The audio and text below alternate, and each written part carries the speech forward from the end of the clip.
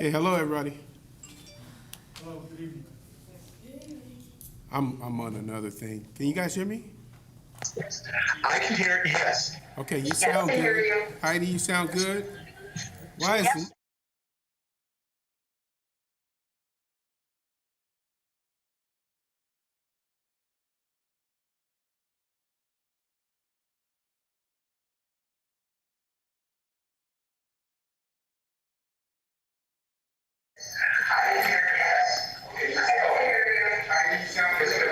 Hey, Christina. Where's Christina?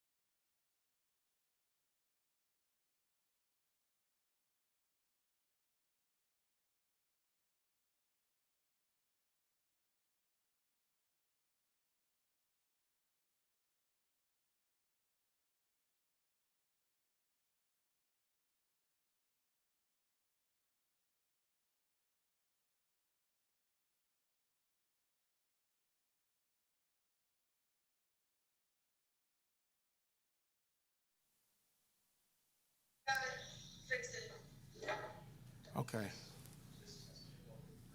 Keep cutting the mic off. Let me see if they do it.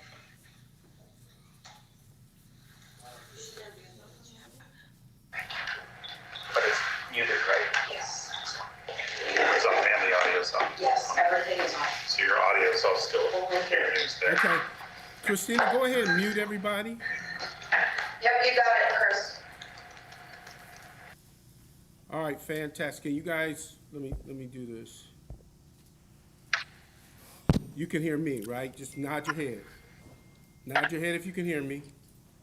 Can you, Chairman, can you do a test on the mic real quick and just, Test 1, 2, test 1, 2, can you guys hear the chair? test 1, 2.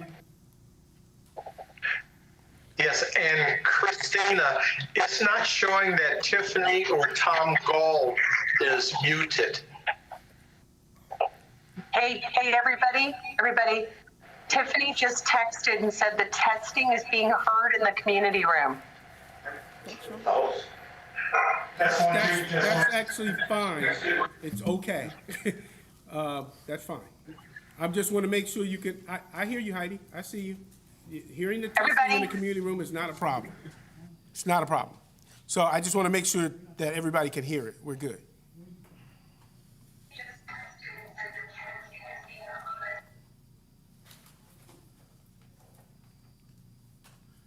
All right.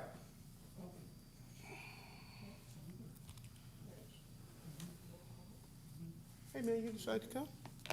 What? Where's Mindy? Let me find out what they're doing. Or not. Let me make sure.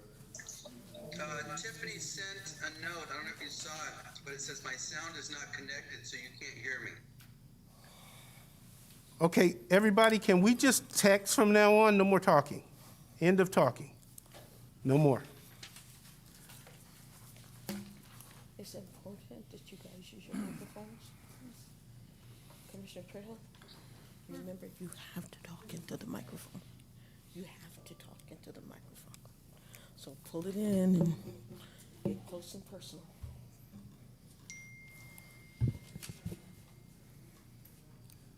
What's up there, Mr. Jackson? Doing well, man. Doing well. Today is bow tie day, huh? Oh, I see.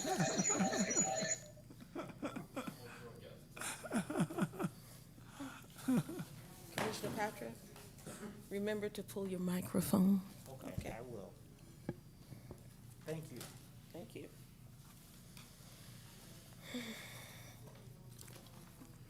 Commissioner Trio, can you lead us in our pledge? Yes.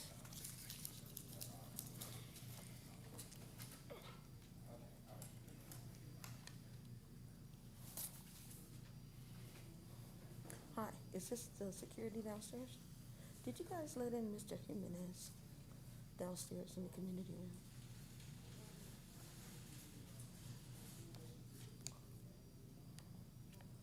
Hey, I see Evangeline upstairs. Did you guys let in Mr. Jimenez to the community room? You did? Yeah, how are you? I apologize, I was gonna give you his name and I forgot.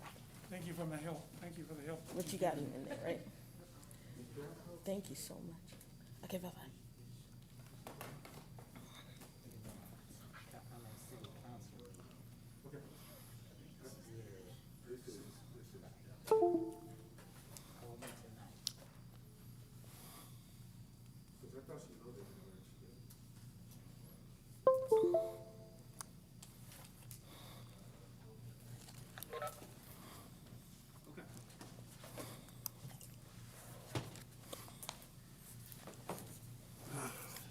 Mr. Lewis, don't forget to use the microphone, please. Thank you.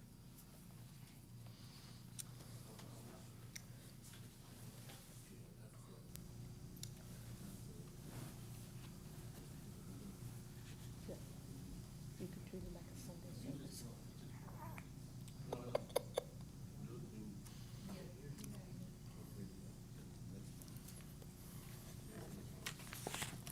All phones on mute?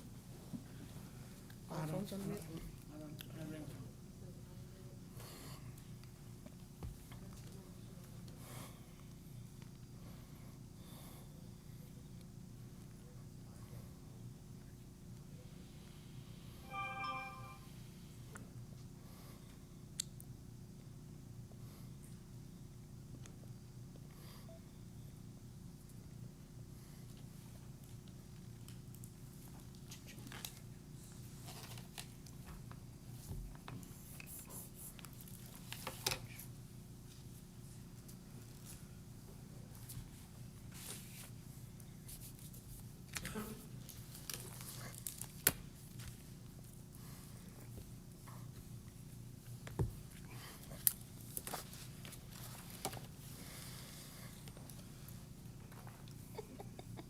All loaded? Good.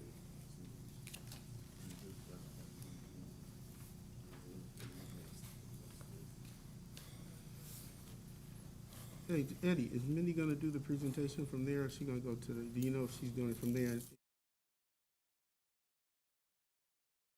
So then,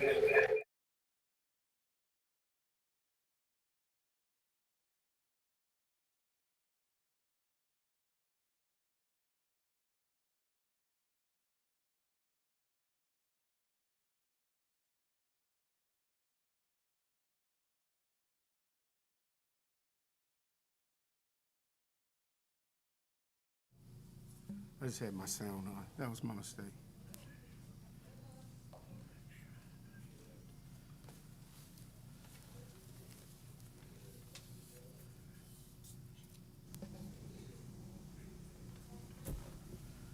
Okay, so, you're also then going to do, instead of you trying to move, you're gonna do time applicants as well. Okay? Oh, yeah, they're PowerPoint, yeah. Yeah, there's his, did he show you where it's at? Okay. Excellent.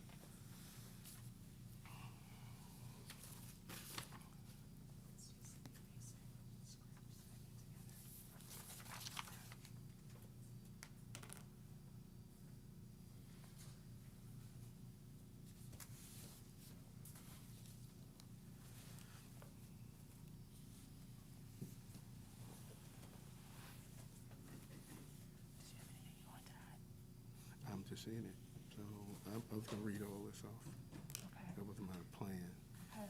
So, you can go ahead and do that.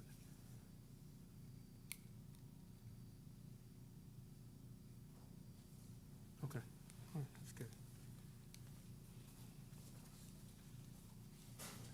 Good evening.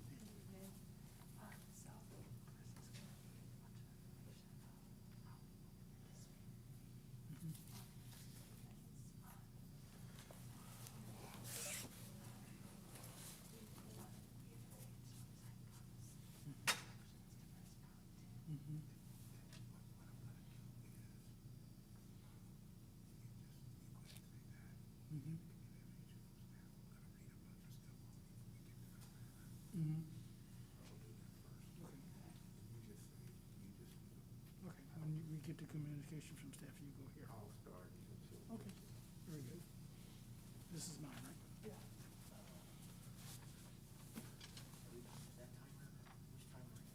I don't know. What time are we?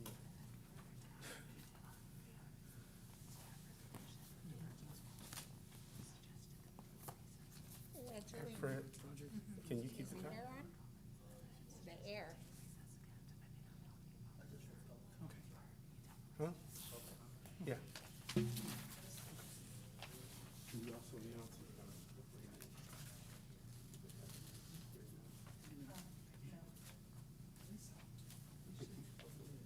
I know. Did we get in how much time? 3 minutes. We all agree. Okay, cool.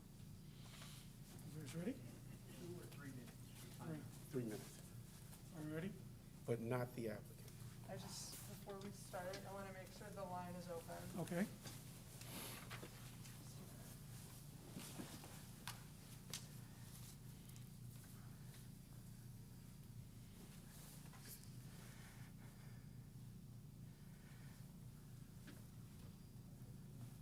Okay, moderator, is the line open?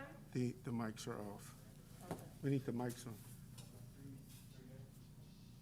How did you magically do it? except for the applicant. Please don't show that on the, Bernard, except for the applicant.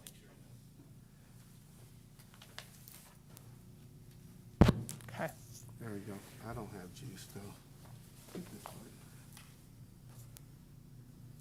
City Attorney? Yeah. Moderator, is the telephone line open? No, please let me know and I'll give you a 3, 2, 1 countdown. Okay, you can open it. Okay.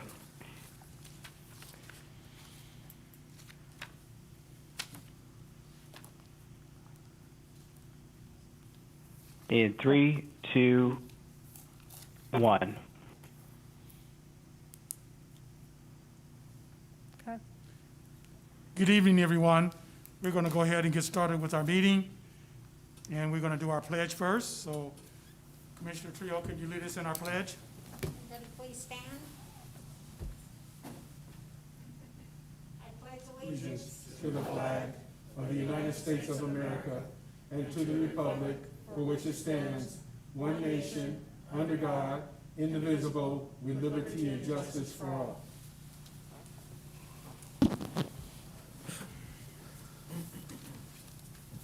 Again, good evening, everyone. I want to welcome everyone to our Planning Commission meeting for the 17th of June, 2020. If anyone wishes to speak, then you're going to have to press #2 when given the time of doing our meetings. At this time, we're going to have our roll call. Commissioner Patrick, Present. Commissioner Trejo, here. Commissioner Rice, Here. Chairman Springs. Here. Any communications from staff? Good evening, Chairman Springs and members of the commission. Just wanted to take this opportunity to be able to read off the public participation options that are available during this COVID-19 pandemic situation. And obviously, due to the existing COVID-19 health emergency and the social distancing measures currently in effect, and pursuant to Governor's Executive Order number N2920, please note that members of the public will only be allowed to observe and address this special Planning Commission meeting of June 17, 2020 at 7 p.m. by telephone, video, and other electronic means as follows. For viewing and listening to the meeting without making public comments, again, that's viewing and listening to the meeting without making public comments, you will be able to view it on Spectrum Cable Local Channel 35 with audio and limited video. Live online through Facebook Live with audio and limited video. You can go to the city's website and use the link to be able to access the Facebook page. The aforementioned options provide the public with the opportunity to both observe and listen to the meeting. However, members of the public who wish to orally address the Planning Commission must use the public access options as follows. For listening to the meeting and making oral public comments, again, that's listening to the meeting and making oral public comments, members of the public may listen and make oral public comments telephonically by dialing 1-877-369-5243. Again, that's 1-877-369-5243. The access code is 02-27-511-#. Again, that's 02-27-511-#. Those numbers will be shown periodically across the Facebook page as well as on Access Channel 35 if you were not able to jot them down. Please observe the following tips when phoning in. When you call in, the operator will provide further instructions on how you can make public comments via the phone. If you're calling from a cell phone, please call from an area with good reception. If you're watching the meeting on Facebook or Channel 35, while you're also accessing the phone line, it is requested that you mute the sound of your video feed as it is offset by 3 seconds from the phone transmission. Additionally, when you are making public comments on the phone line, you will be inaudible due to feedback. As far as written public comments, members of the public can submit comments for consideration by the Planning Commission by sending their comments to Mindy Wilcox, AICP, Planning Manager. The email is mwilcox, that's MWILCOX, at cityofinglewood.org. Again, that's MWILCOX at cityofinglewood.org. Comments received after 12 p.m. today, but prior to the close of the public hearing, will be made part of the official public record of the meeting. That concludes my comments. Mindy Wilcox, Planning Manager, will provide additional comments. Yes, I would just like to announce that we have received some additional communications from the public. That communication has been loaded onto the website, has been distributed to the Planning Commission, and a copy is in the lobby as well. The communication received includes letters or emails from Dev Bala, Robert Silverstein, David Pettit, Kevin Brogan, Jamie Fisher, and Ken Campos, the Inglewood City Attorney. In addition, staff has prepared a memorandum of errata that we found in the staff report and resolutions. These are minor edits, clerical corrections, and clarifications that we have found.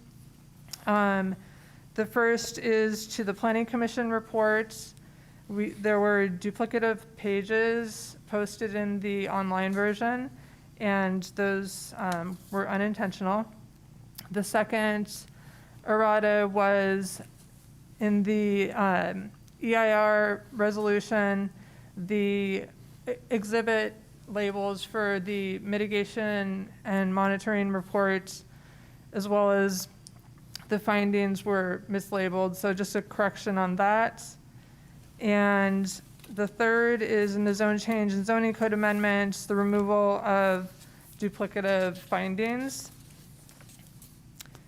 The fourth item is in the design guidelines, the design review checklist, which is essentially a checklist created based on the design guidelines to help staff in our review of the project, has been included, and then as well as a table of contents. And the last item is in the development agreement resolution, a additional page was inadvertently included in the resolution, so that is to be excluded. And staff has determined those modifications and clarifications are minor. And that concludes staff's comments. Yes. Thank you, sir. Okay, public comments. We're going to open up for public comments. Anyone wishing to address the Planning Commission on any items other than the public hearing may do so at this time. Going to open it up for the phone lines. Call for the attendant. Ladies and gentlemen, to ask a question, please press #2. After you press #2, you'll hear a notification when your line has been unmuted, and then please state your question.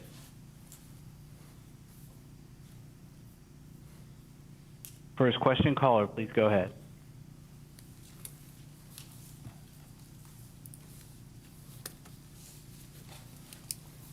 I didn't have a question. I have a statement. Okay, go ahead, ma'am. Would you give us your name, please? Yeah. Tracy Johnson. Are we talking about the Inglewood Game Changer yet? I didn't understand you. Can you say that again? That's a public hearing. No, that's for the public hearing. If it's in regards to the basketball stadium and entertainment center, Okay, that's the I'll public wait. hearing. Thank you. Anyone else on the call? Next question, caller, please go ahead.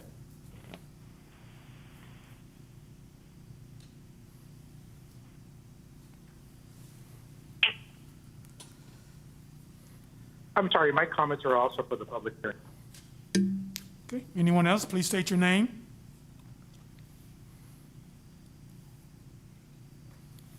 Next question, caller, please go ahead. Yes, hello, this is Dev Bala, and my comment is in reference to the corrections that were just made by the staff. Okay, go right ahead. Those are good. Yeah.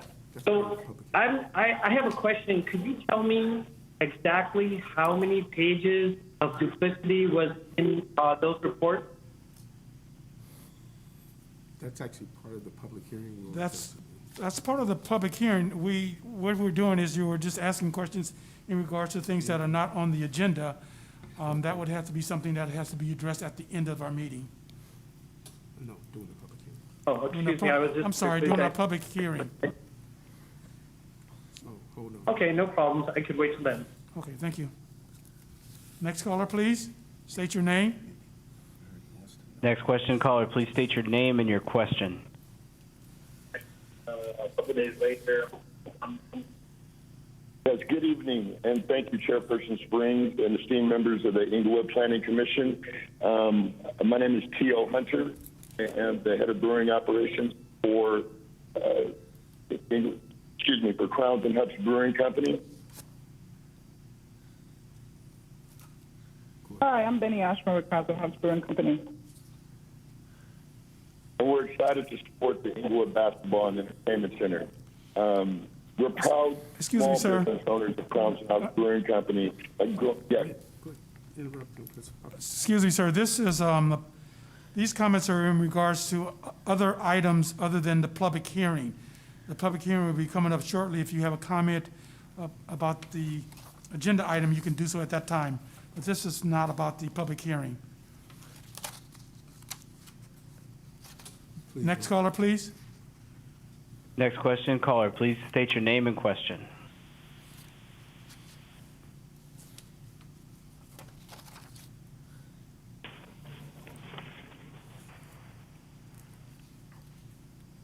Please go ahead. Your line is unmuted.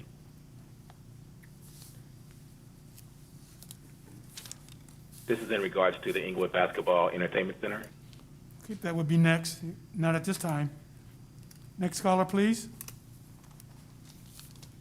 Next question, caller, please state your name and question. Yes, my name is Joseph Texer. And how long will be allowed for public comments on the hearing? Public hearing? The public hearing will be 3 minutes. Thank you. Okay, let me address this, this item one more time. This is the public comments regarding agenda items. Person wishing to address the Planning Commission on any item on the agenda other than the public hearing, may do so at this time. Any other callers? State your name, please.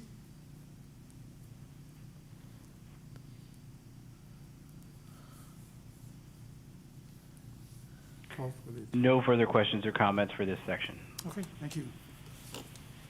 We're going to close this segment, and we're going to move right on.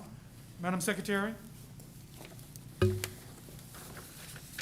Item 5A, certification of the project environmental impact report, number EAEIR 2020045, EAEIR 2020-045, State Clearinghouse number SCH 2018-021056.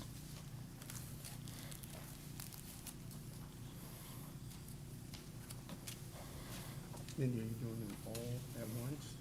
So she needs to read all of them. You need to read the entire amount, all of it. All of them.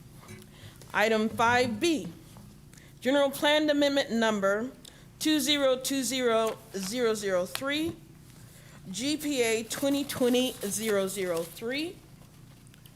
Item 5C, Specific Plan Amendment Number 2020-001, SBA 2020-001, Zoning Code Amendment Number 5D 2020-002, and Zoning Change Number 2020-001, ZC 2020-001.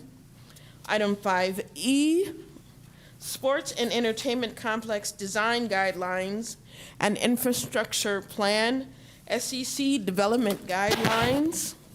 And item 5F, Development Agreement between Murphy's Bowl LLC and the city. Chairman Springs and Commission, notice has been given and the file is present. And I will be doing a short staff presentation. I was going to introduce you, but not now, not now. And for those of you not, this is Planning Manager Mindy Wilcox will be doing the presentation.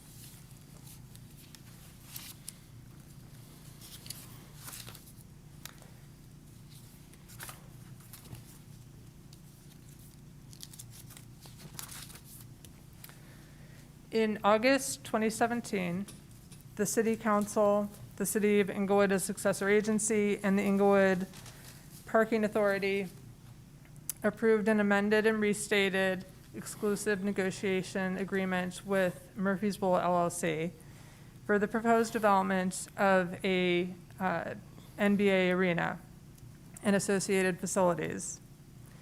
Since that time, staff commenced preparation of environmental impact report, which was required as part of the exclusive negotiation agreement.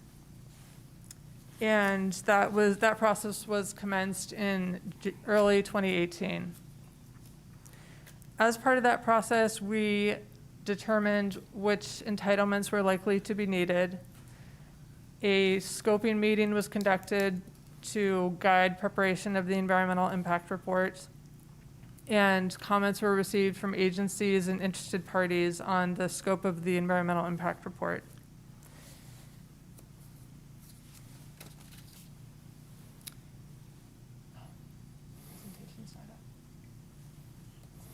One moment.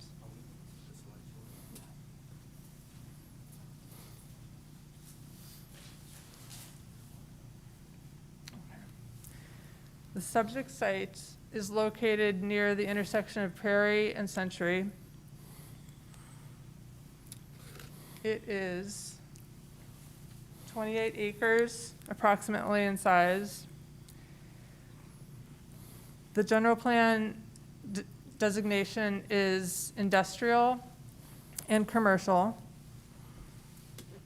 And the existing zoning designations are M1L, which is limited manufacturing, commercial, airports, and a limited amount of residential R3, R2, and P1 parking.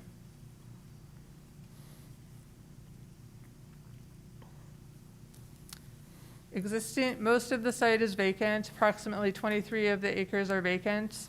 Existing uses include a warehouse, a fast food restaurant, other manufacturing, industrial uses, and a hotel.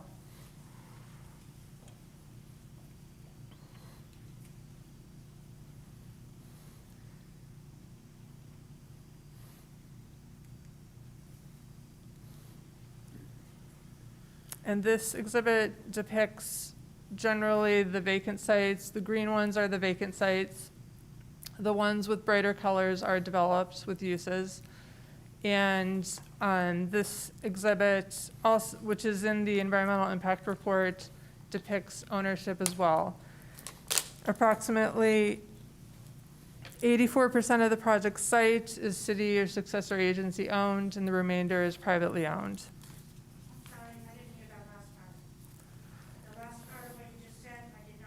Okay. Approximately 84% of the site is city or successor agency owned, and the remainder is privately owned.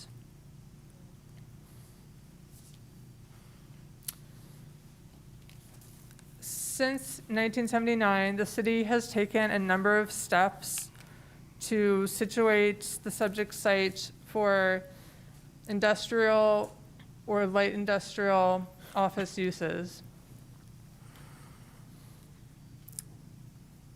As you know, the subject site is underneath the flight path, and in the multiple decades ago, there were residential uses on the site, but through FAA land grants, the city was able to acquire a number of these parcels and remove the incompatible residential uses. Between 1980 and 2000, the city modified the general plan designation to industrial and commercial. And in 1993, the city adopted a specific plan to situate the property, a portion of the subject site for development of an industrial office park.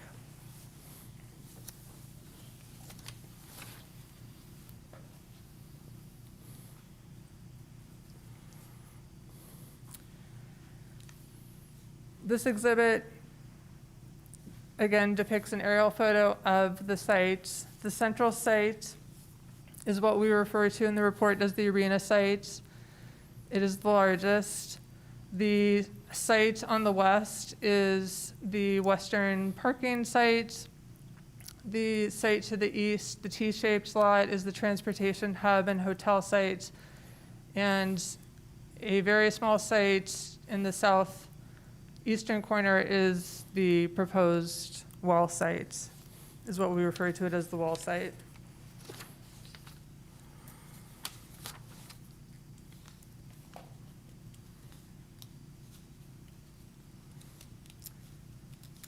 This map depicts the general plan designation of the site.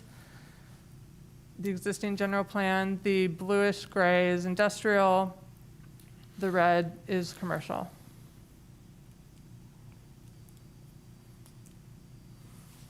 And this exhibit depicts the existing zoning. The blue-gray is M1L, limited manufacturing. The pink is C2A, airport commercial.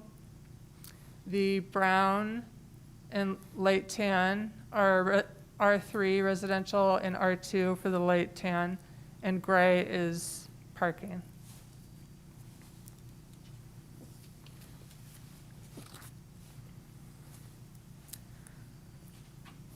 The project proposes the development of an arena with up to 18,000 fixed seats and up to 500 temporary seats.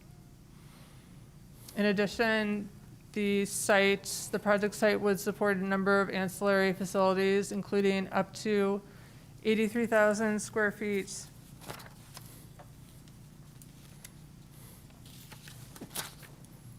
of practice facility for the team, up to 71,000 square feet of LA Clippers office space, up to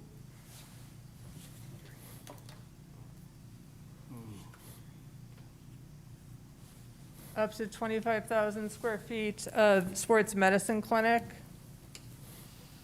and up to 63,000 square feet of ancillary and related arena uses, including dining and retail. There would also be an outdoor plaza adjacent to the arena, parking facilities to support the arena in compliance with the code, relocation of a city water well that is on the arena site would be moved to the smaller water well site. And then there would be associated circulation infrastructure improvements and a limited service hotel on the eastern sites.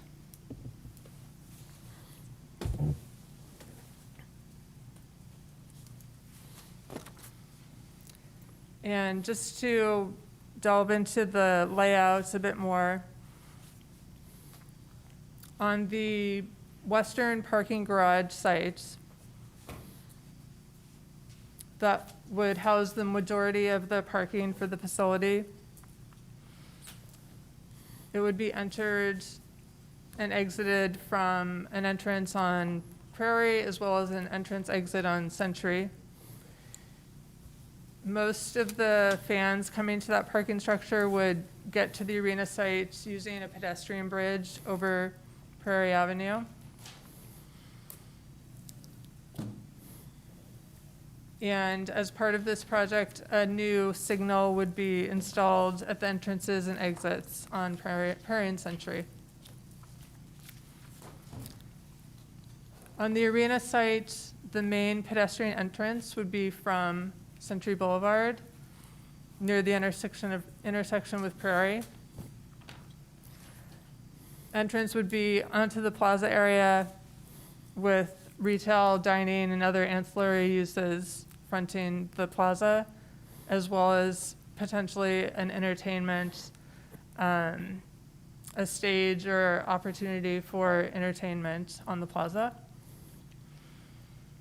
Within the arena structure itself would be the practice facility, the medical clinic, and of course the main arena. And then to the south of the arena would be additional parking for patrons and VIP, and circulation to that parking structure would be from Prairie Avenue. Also on the arena site, the back of house area would be on the eastern side of the arena. The entrance to that would be from Century Boulevard on the driveway that's on the very eastern edge of the main arena site.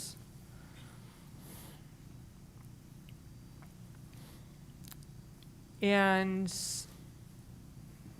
for the most part, access from 102nd Street would be limited to utility and maintenance access.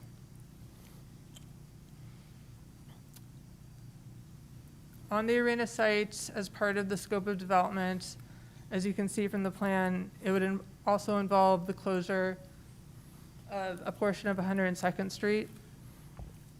And similarly, on the western parking garage, there would be a closure of a portion of 101st Street. Moving to the eastern transportation hub and hotel sites, that site would house the location for shared ride staging, as well as shuttles and other alternative transportation. And then next to that would be the hotel site. The roadway in would be relocating to a new facility on that site. And that hotel is proposed to be a limited service hotel.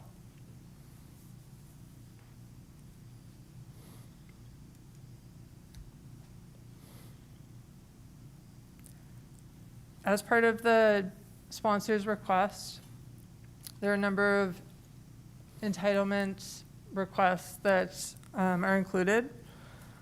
The first is a general plan amendment request to amend the land use element, circulation element, and safety elements of the general plan. In the land use element, the proposed changes would include changing the land use designation of the site to entirely industrial. As the lower map here shows, a portion of the site is commercial along Prairie and Century. So that would be changed to industrial. Additionally, in the land use element, there are text changes proposed to the goals and purpose of the industrial land use designation. In the circulation element, changes proposed are generally to reflect the potential closure of 101st and a portion of 101st and a portion of 102nd Street. And in the safety element, the changes that would be made would be to reflect the new water well location and the closure of the existing well, which is on the arena site.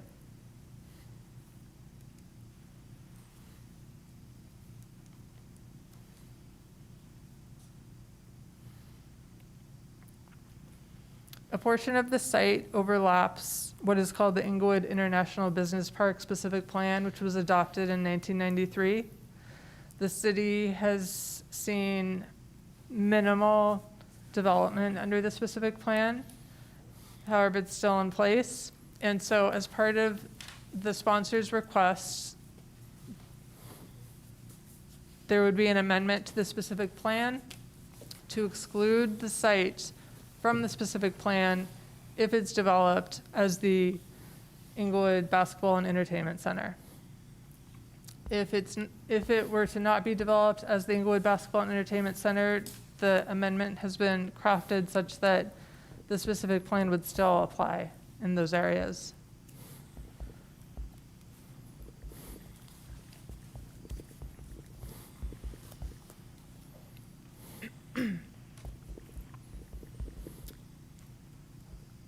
A zone change is also part of the sponsor's request. Zoning of the site, as I mentioned, is M1L, C2A, R3, R2, and P1. And The first part of the zone change would be to change the R3, R2, and P1 to zoning designations which conform with the industrial general plan designation that underlie them.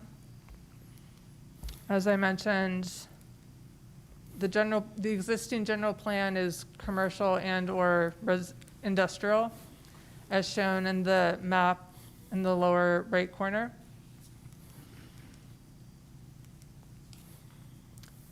And so the zoning would be changed of those sites that do not conform with the general plan to bring them into conformance with the general plan. The other change that would be made under the zone change is to establish a sports and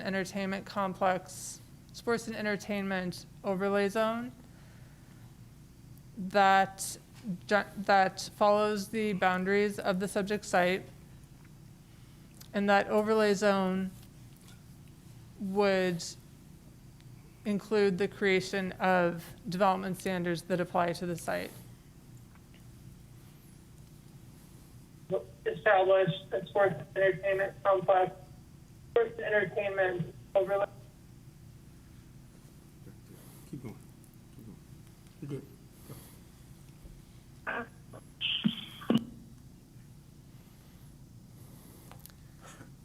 The sponsor's request also includes a zoning code amendment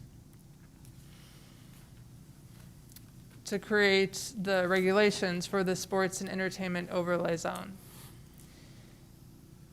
Those regulations would include permitted uses, the review process applicable in that zone, height limitations, lot frontage, lot size, development intensity, parking and loading, and signage requirements.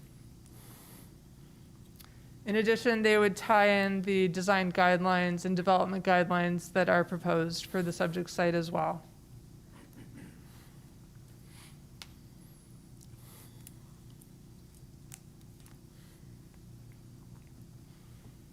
The next piece proposed is the sports and entertainment complex development guidelines, excuse me. Those development guidelines are proposed to include 3 parts: an implementation and administration section, design guidelines, and infrastructure plan. The implementation and administration section basically lays out the processes that are applicable to a review of a project that's within the overlay zone. The design guidelines would guide multiple design features of the site, including site design layouts, landscaping, signage and lighting, circulation, parking, loading, sustainability, and specific design considerations for various uses. The infrastructure plan would guide the development of all infrastructure related to the sites, whether in the right-of-way or on private property.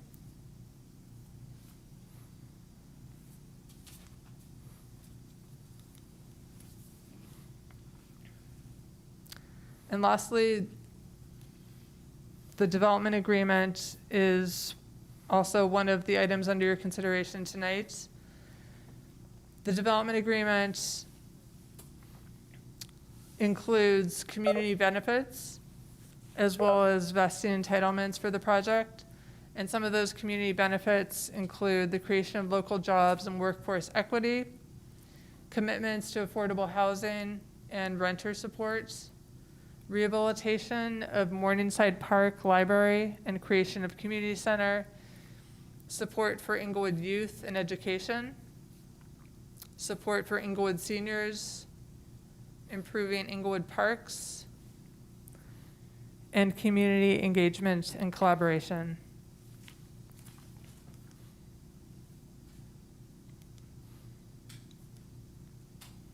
As I mentioned earlier, we have prepared an environmental impact report to analyze the environmental impacts of the proposed project.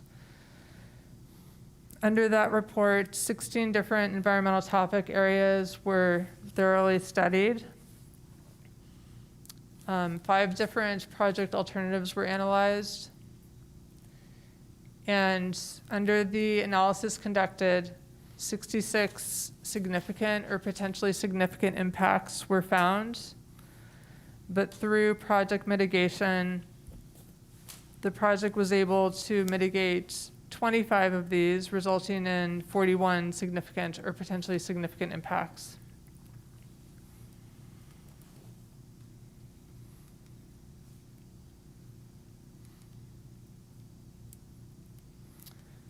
Before I move on, I failed to mention earlier that we have a number of consultants that we've been working with over the past 2 to 3 years to prepare our environmental impact report and to ensure that we're thoroughly analyzing every aspect of the project that we need to be.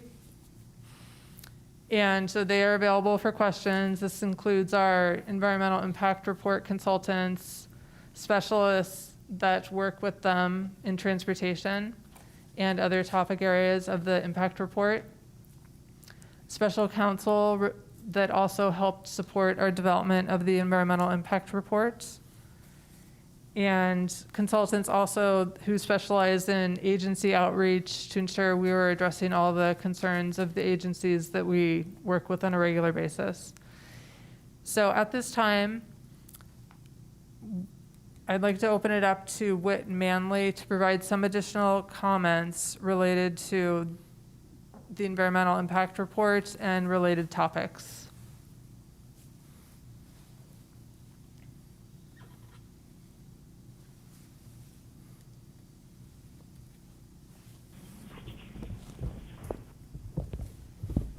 Very good. Everyone can hear you.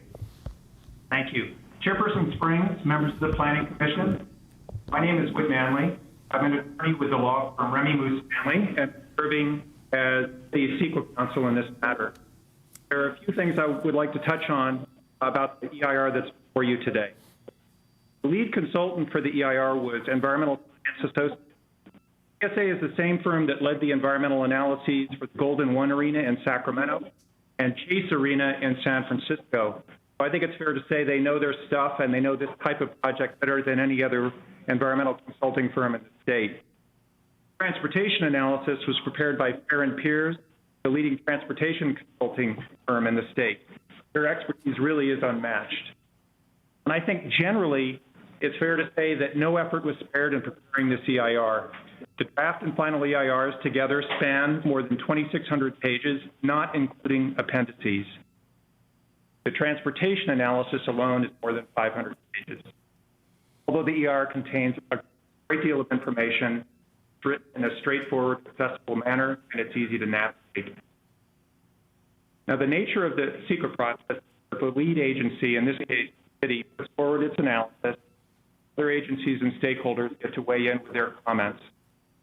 Here, the city again took an unusually comprehensive approach. The city received comments from other agencies and stakeholders.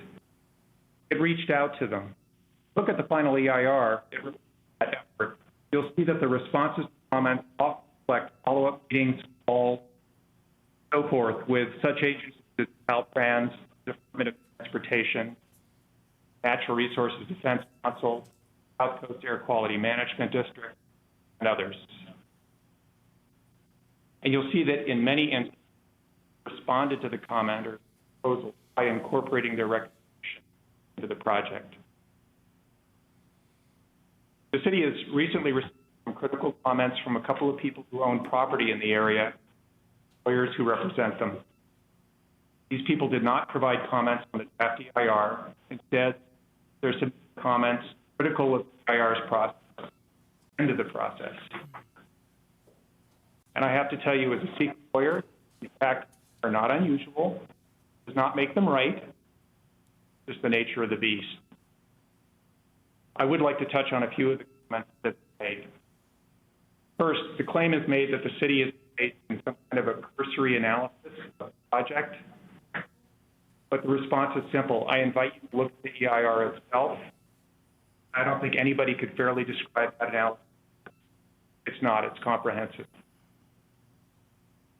Second, the claim is made that the public has somehow been excluded from the process, and that claim too is false. The environmental review process is unusually transparent every step of the way. The city's entire administrative record, IR, are on a dedicated website. The city extended the comment period on draft EIR 3 times, ultimately provided twice the required length. And finally, the claim is made that the project is somehow getting a pass, and I disagree. Look at the project. It's a extensive list of mitigation measures, conditions of approval, design guidelines, all of which are monitored and enforced. As consultants to the city, our job is to review the comments that come in to determine whether they raise issues that, despite our efforts, may have been missed. And in this case, we have reviewed the comments that come in late. Conclude that these comments do not raise issues that were not addressed in the EIR. They have been addressed by the city staff and the city's consultants. If the commission has any questions about the process, the analysis, we're here. We're happy to answer questions. Appreciate the opportunity to do so. And thank you for your attention. Thank you, Mindy. Excuse me, Chairman Springs and members of the commission. As you heard, that was very choppy. I think it was very difficult for you to hear what was trying to be communicated to you. So what we want to do is just take a quick recess. Want to make sure that, because I want you to hear what he said uninterrupted, unless you feel it's not necessary. Were you able to pick up? Well, Mindy and Ms. Wilcox and I just had a conversation about it being choppy, and then what we had agreed upon was it was going to be transformed again into the minutes. So we'll be able to, read those into our minutes, the information that was just given out. As long as you feel you heard what he said and you're able to digest it, then we can continue. Well, let me open up to the commissioners to see what their opinion is on what we had just heard. So, Commissioner Patrick? It was choppy, but I did get the gist of it, so it's not necessary to repeat it. Okay. Commissioner Trio? I feel the same way. Agreed, it was very choppy, but I got that it was an EIR preparation that was very comprehensive with public input and experts in, and I'm okay with not doing it again. Okay. Commissioner Rice? I did understand the rebuttal to statements that have been made with reference to this project, and it was clear to me what was conveyed. Okay, very good. Thank you. Perfect. We can Thank move you. on. Ms. Wilcox?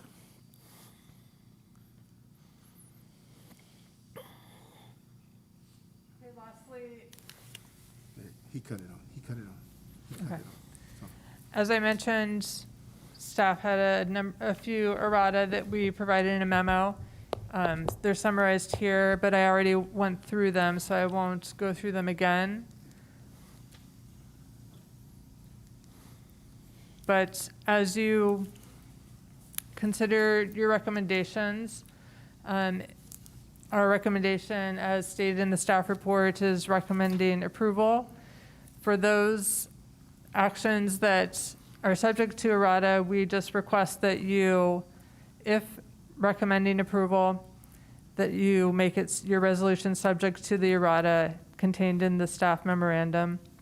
And that applies to the environmental impact report certification, the zoning code amendment and zone change, the design guidelines, and the development agreement. With that, that concludes staff presentation. I'm available for any questions you may have. Okay, Ms. Wilcox, thank you very much. I'm going to open up questions for you, Ms. Wilcox. I'm going to start with Commissioner Patrick. And let me say this to the commissioners. You have about 5 minutes to give your questions. If you're not going to do all your questions in that 5-minute period, then we can come back to you and we can just continue your 5-minute period. So we're going to open it up. You have your 5 minutes. If you don't do it all in 5 minutes, then we can come back to you so you can conclude your 5 minutes. So Commissioner Patrick, you can start. Thank you, Chair. I did read the EIR, and after reading it, I must say, if I never read anything else again, I've read enough this weekend for the rest of the year. But thank you. One of the questions I may have, or that I do have, is after reading some of the EIR regarding the parking, there wasn't any mention at all in the EIR of permitted parking, which has been mentioned for the city of Inglewood and its residents. Is there anything that's going to be included, or will that be included in the EIR? The conditions described in the EIR are what the analysis was based on. And additionally, parking is not one of the environmental study areas contained in the EIR. We looked at traffic, which is a required area, and under traffic, the new VMT analysis required, but parking is not one of the required study areas. Okay. Thank you. My second question, if I may, please. We talked about access. Pull the mic to your mouth. Yeah, just pull it to your mouth. There you go. There you go. There was mention of lanes that will be given for Uber and Lyft. There was, and how it was mentioned in our EIR was Uber, Lyft, etc. I don't know what the etc. may have stood for, but we do have access. Access is a paratransit service that provides for riders needing assistance with entering and exiting autos. They should not be in the same lane with Uber and Lyft because A, it's going to cause a traffic jam. Uber and Lyft, as you know, are for people that do not require assistance. Access will slow that lane down. Will there be a separate lane for access paratransit services or not? Well, that facility will be used by other services beyond Uber and Lyft, and that would be a question best answered by the applicant to describe how they're foreseeing laying out that facility. Okay, I reserve my 3 minutes till later. I haven't any more questions at this time, Chair. Okay. Commissioner Trio? Thank you. One of the questions that I had as a significant impact is emergency access, that will have an impact for emergency access. Can you go into it a little bit more as to how, if any, mitigation can take place to lessen the impact for them? And I'm guessing it's like emergency vehicles and. You need to move the mic closer. Thank you. Do I repeat it? Yeah, if you could, just so that the audience can hear you. Okay. My question is on emergency access. I noted that there would be an impact, I guess it's as a traffic impact to emergency access. So I am reading that as emergency access such as ambulances, fire department, that they may run into issues when trying to reach an emergency. Can you expand a little bit on what some of the mitigation measures are on mitigating that even more? Yeah, and to answer that, I would call on our consultant from Environmental Science Associates, Brian Boxer, or his designee.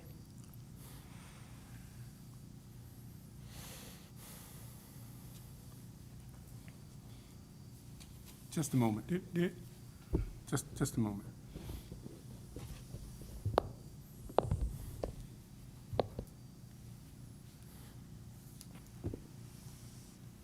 Can you hear me in the room? Yes. Yes. Okay, good.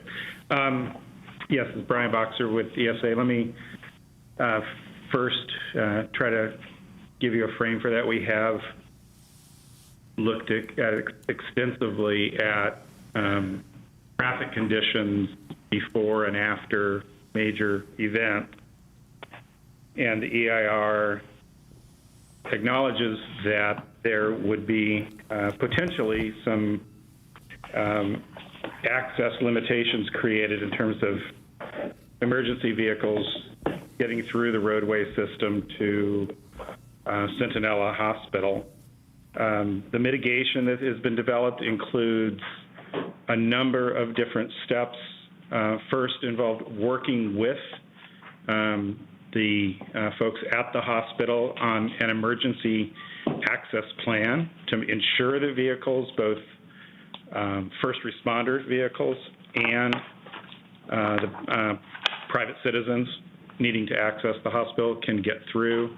It will include the use of traffic control officers in certain locations, the identification of alternative routes through the vicinity, the streets in the vicinity of the hospital to ensure that vehicles are directed to the routes that would have access as opposed to directing them right into the heaviest congestion. And those would be the primary steps. The plan would also be adaptable over time, where the applicant, the operator of the arena, and the city would continue to work on an ongoing basis with the hospital to ensure that first responders and people needing to access the emergency rooms can do so during, before, and after major events at the arena.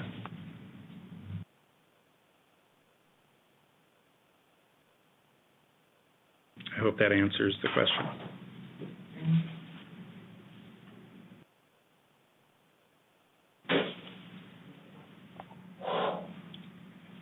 Leave it on. There you go. They're on there. Now it's on. Yeah, just leave them on. What I heard was more of a plan for ambulances and the hospital. How about fire trucks? God forbid that there would be a fire anywhere where fire trucks would have to reach a site that is in an area that is impacted. Has additional consideration been given for that?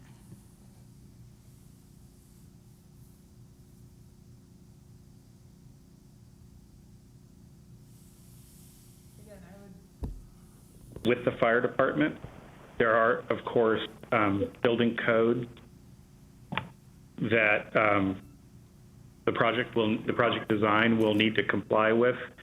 The fire department provided their requirements, and those requirements are all imposed on the project. So the access to the buildings through the vicinity will all be have to pass muster with the fire department. Thank you, but I was referring more to not a fire on site, not the arena site or any of the parking garages or the hotel. I was thinking more of a house or a business within 500 feet on one of the routes leading to the arena. Sure. As cars are going, or as traffic is going to the arena site, and suddenly an emergency pops up, and the streets are filled with traffic. The EIR includes a traffic management plan for event that would go into place for event times. That traffic management plan is a requirement of the project, would include the imposition or the requirement of the deployment of traffic control officers. Those traffic control officers would obviously be able to be in contact. And this is how it's worked at arenas around the state. The traffic control officers are in contact with the emergency providers. If the fire department needs to get through, the police department needs to get through, any of the first responders, the traffic control officers have the authority to essentially clear the street and get those vehicles through. Okay, Thank you.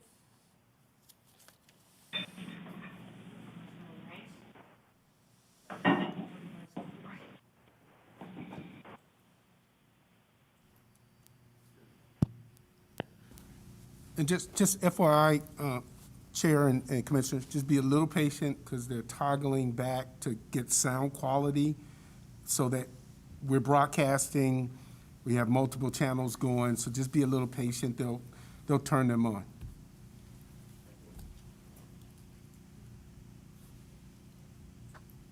You're good. Thank you. The 5 applicants, minutes, please, Mr. Jackson. Ms. Wilcox.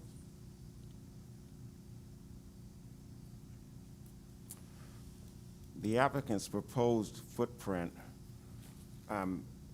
doesn't take up the entire area where they have ancillary, between the ancillary buildings and the primary arena. I'm concerned as to whether or not Doty or 102nd Street, east of the proposed arena, excluding the streets obviously that are going to be vacationed, if they're going to alter in any way the use of these streets in a way that it may impact the current private property occupants that are not included in this development.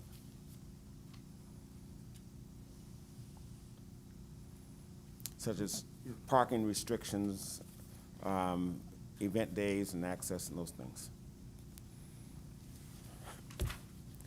Access from 102nd Street to the site is limited to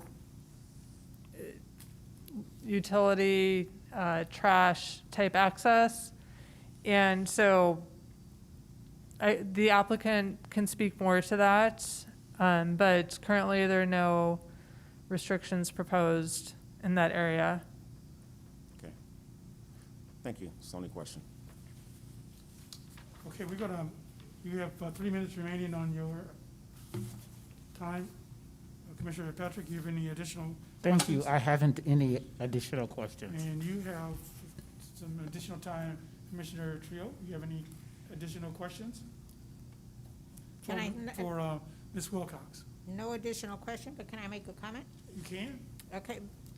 I should have done it at the beginning, but I just wanted to say my hat's off to the staff for putting this very comprehensive planning report, EIR, associated attachments, putting it all together. I mean, it is from, in my younger years, having helped put big packages together, I know it's a challenge, and you guys did a marvelous job, and my hat's off to you and to all of the consultants, and I know you guys are a small staff, but that's how I wanted to use my time for what's remaining. Commissioner Rice? No further questions. Thank you. Okay. The only comments that I have is that staff did an excellent job on this report. You guys had me working for a change, so I'm really pleased. I had my brain working again, so I'm glad about that. Thank you, Ms. Wilcox. You did an excellent job. If the applicant is here, if the applicant can tell us about your project. Yes, Chair, I believe the applicant is in the community room, and we'll be taking just a moment to switch over them from our video feed.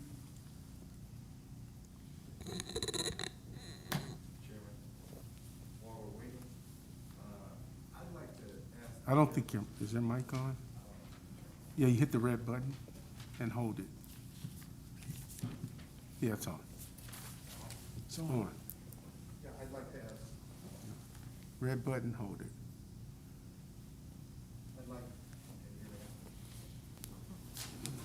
Hello? Hello.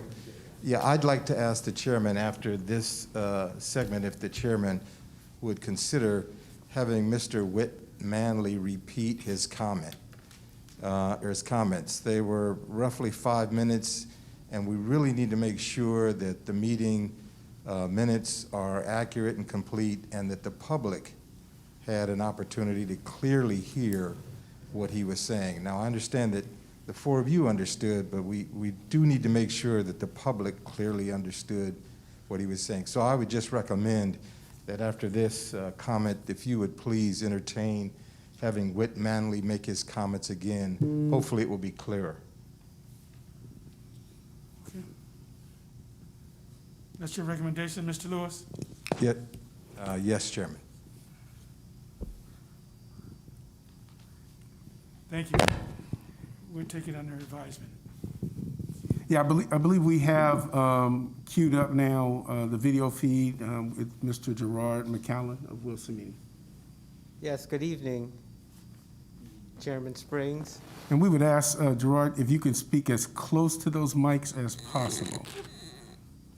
Great. Does this work? That's much better. Great. Good evening, Chairman Springs and commissioners and city staff. We thank you for this opportunity on behalf of the Los Angeles Clippers to present the Inglewood Basketball and Entertainment Center. And if we could cue up the slides that you have up there, we could start actually giving you a little bit of a presentation.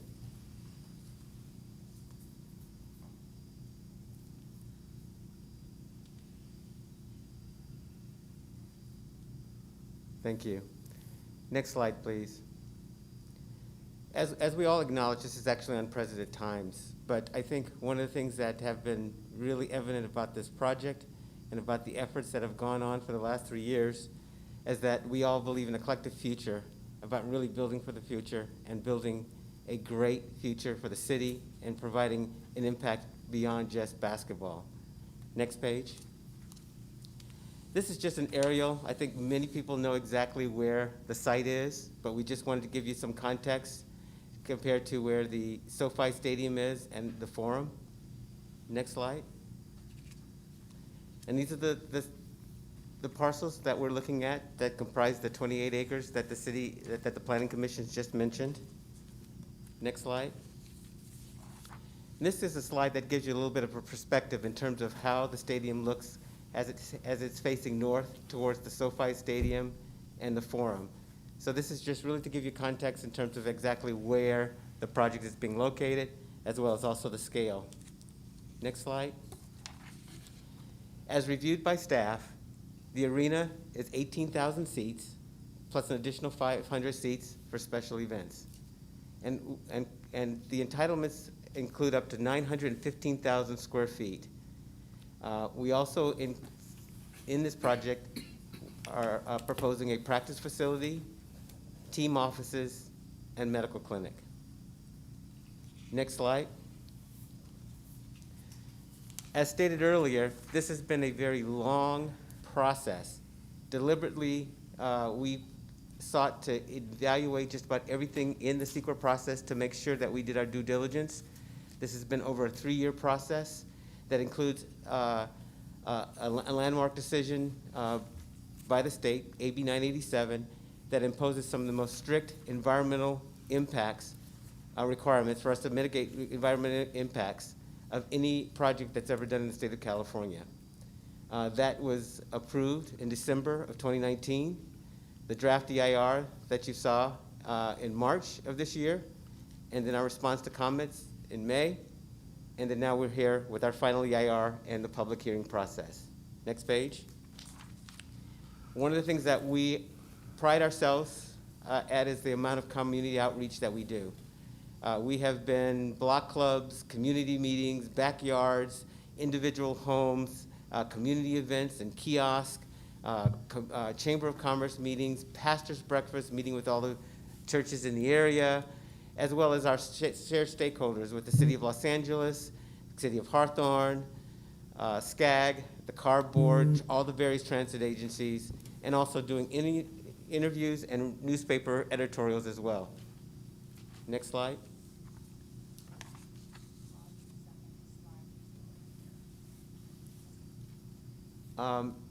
As Mindy said earlier, the EIR shows a commitment to detail and transparency.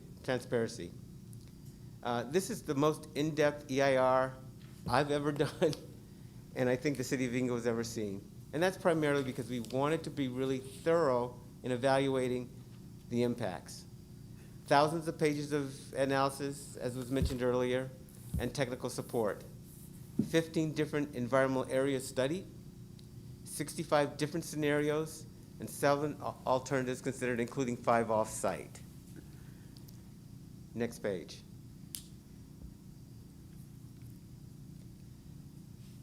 So some of the things for us to consider that many of us know here in the Inglewood area is the airport noise corridors. The site is in the airport noise corridor, and hence the restrictions that were put on it by the FAA a number of years ago that restricted housing from being on the site. So what was left for it to be basically compatible use, such as industrial or commercial properties. Next page.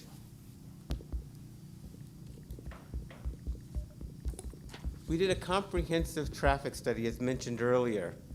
Over 500 pages of documents, over 114 intersections studied, 53 freeway components, 28 neighborhood street segments, including Century, Prairie, and Manchester, 65 different scenarios that's matching different types of events.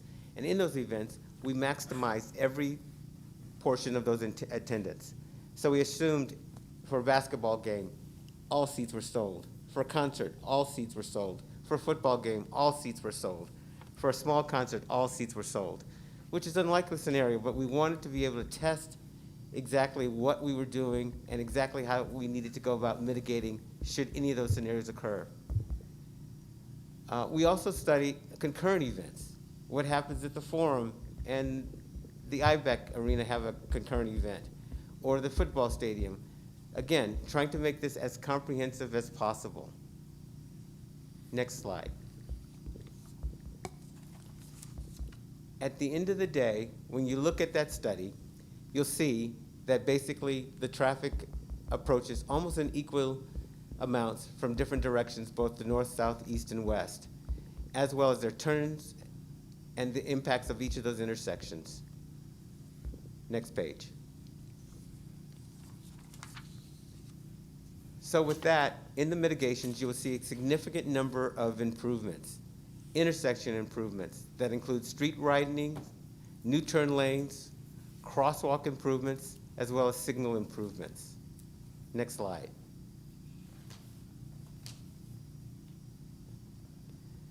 Traffic improvements also include freeway improvements. We've worked with Caltrans and will be funding over $3.24 million towards improvements on traffic flow on the 405 and 105, particularly at the intersections of Century Boulevard, Prairie, and 120th Street and Crenshaw.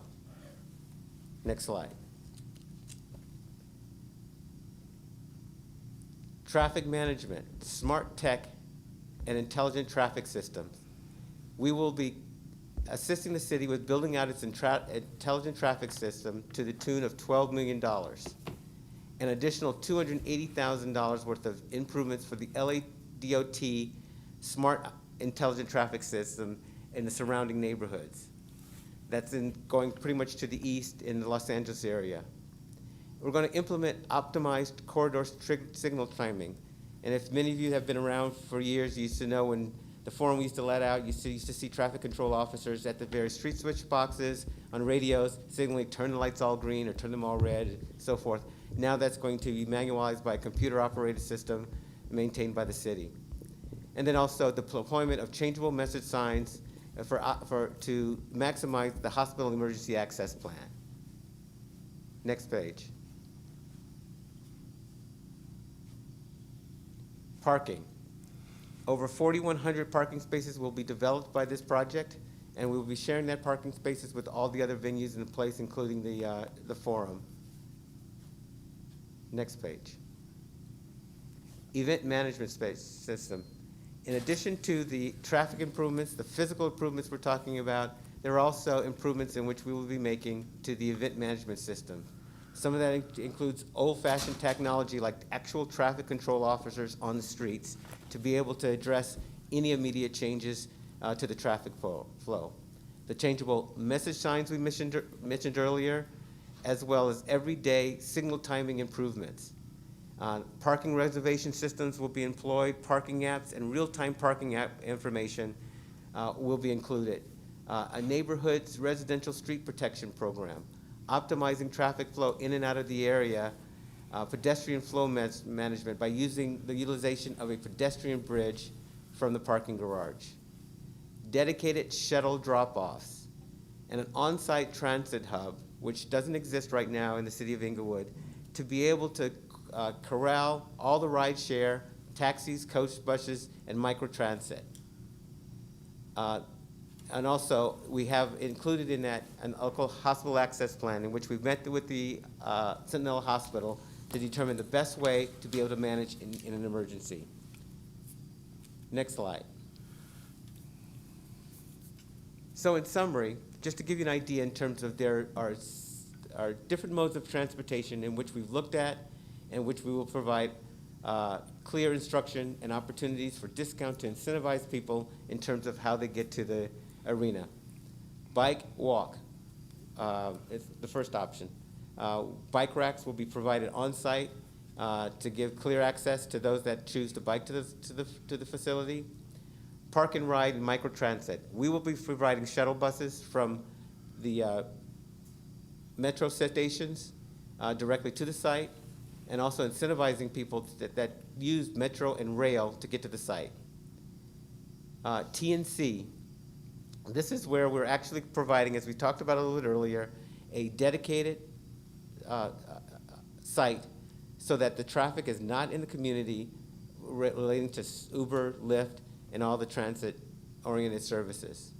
And then finally, for those that drive, incentive programs will be giving for those that carpool and share ride services so that we can get less cars on the road coming to the venue.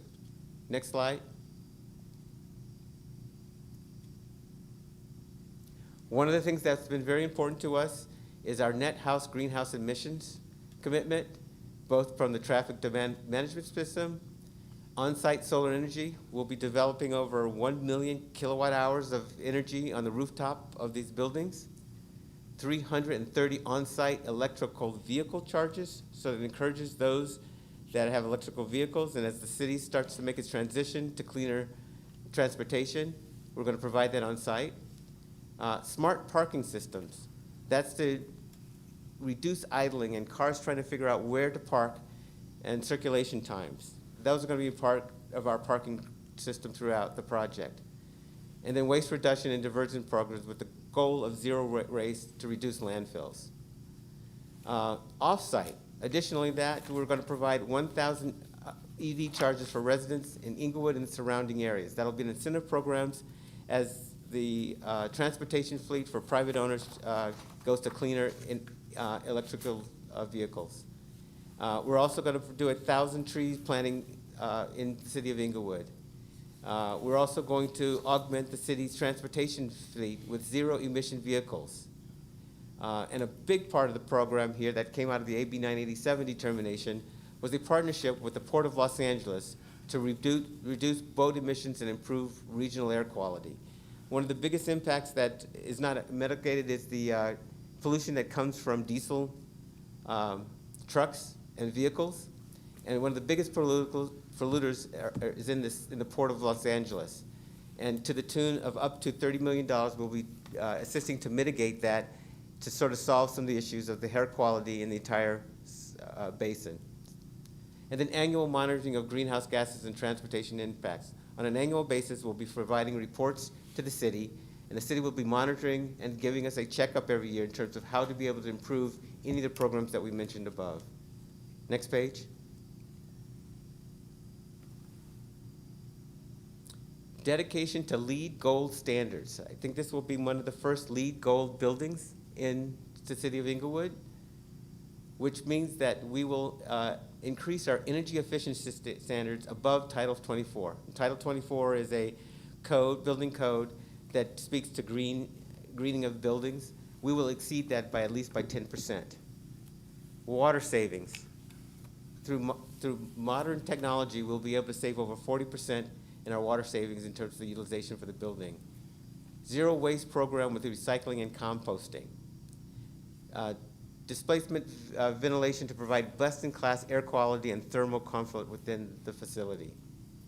Maximizing potential value of local environment to improve cooling.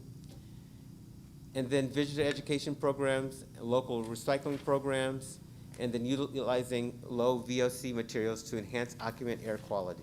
Next page. clean construction process. This is a commitment that we made that's unusual. We're going above and beyond, and we're going to look for the cleanest vehicles to use throughout the construction process if they're available and as they come online. And again, limiting truck idling, using net zero or zero emission haul trucks as they're coming on board, and then providing the city with additional support to help us actually maintain a clean construction process. Next page. Fiscal impacts. Right now, as you know, the property doesn't really develop any really resources in terms of tax revenues to the taxing agencies. Our fiscal report, in a very conservative manner, estimates $148 million in net new tax revenues over the next 20 years. An additional $260 million in annual economic impact for the NBA via the for the city of Inglewood via the NBA games and community events. And then $450 million in wages for local residents during construction phase. Next page. We went over this on the left side of the column before, but one of the other benefits that's very important to us is that over 7,000 union jobs will be created in the process. 30% of those jobs will be dedicated and incentivized to be local job hires. Post-construction, over 1,500 permanent operations and event-related jobs will be created, and 35% of those will be also earmarked for Inglewood residents. And then 30% of the construction contracts earmarked for minority and disadvantaged businesses. Next page. And so this is a rendering of the building. It's a beautiful building design by AECOM, but many people ask, what is actually under the shell there? Next page. This gives you an approximation that's actually under the shell that's used, that has been developed to be a very efficient use of the space. In the very middle, we have the seating bowl. To the left, event space for special events. To the right, number 1, the entrance lobby. Number 4 is where the team offices would be located. And number 5 would be where the practice facility and training facility. Next page. Next page. So, as we stated earlier, the Clippers Arena is bigger, in Inglewood is bigger than just sports. It's about jobs and economic equity, and also for us, it's about community. Next page. Over $80 million for affordable housing and renter support has been pledged in the development agreement. That's for the acquisition and preservation of the development of affordable housing, first-time home buyers assistance, emergency support funds, for anti-eviction services for Inglewood renters, and capacity builders for nonprofits focusing on expanding housing opportunities. And I just want to repeat, extraordinary community benefits. Usually these are in about the $3.5 million range. You'll see over the course, just in the community's benefits portion of it, we're pledging over $100 million in community benefits. It's unprecedented. I don't think I've heard about it anywhere else in the United States. Next page. $20 million for education and youth services.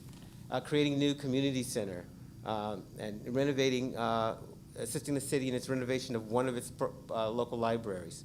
After-school tutoring for Inglewood students, youth innovation and design camps, keeping Inglewood students in schools, initiatives and programming, college scholarships and opening pathways for Inglewood students, senior center funding and programming, and renovation of the public basketball courts, which has already begun.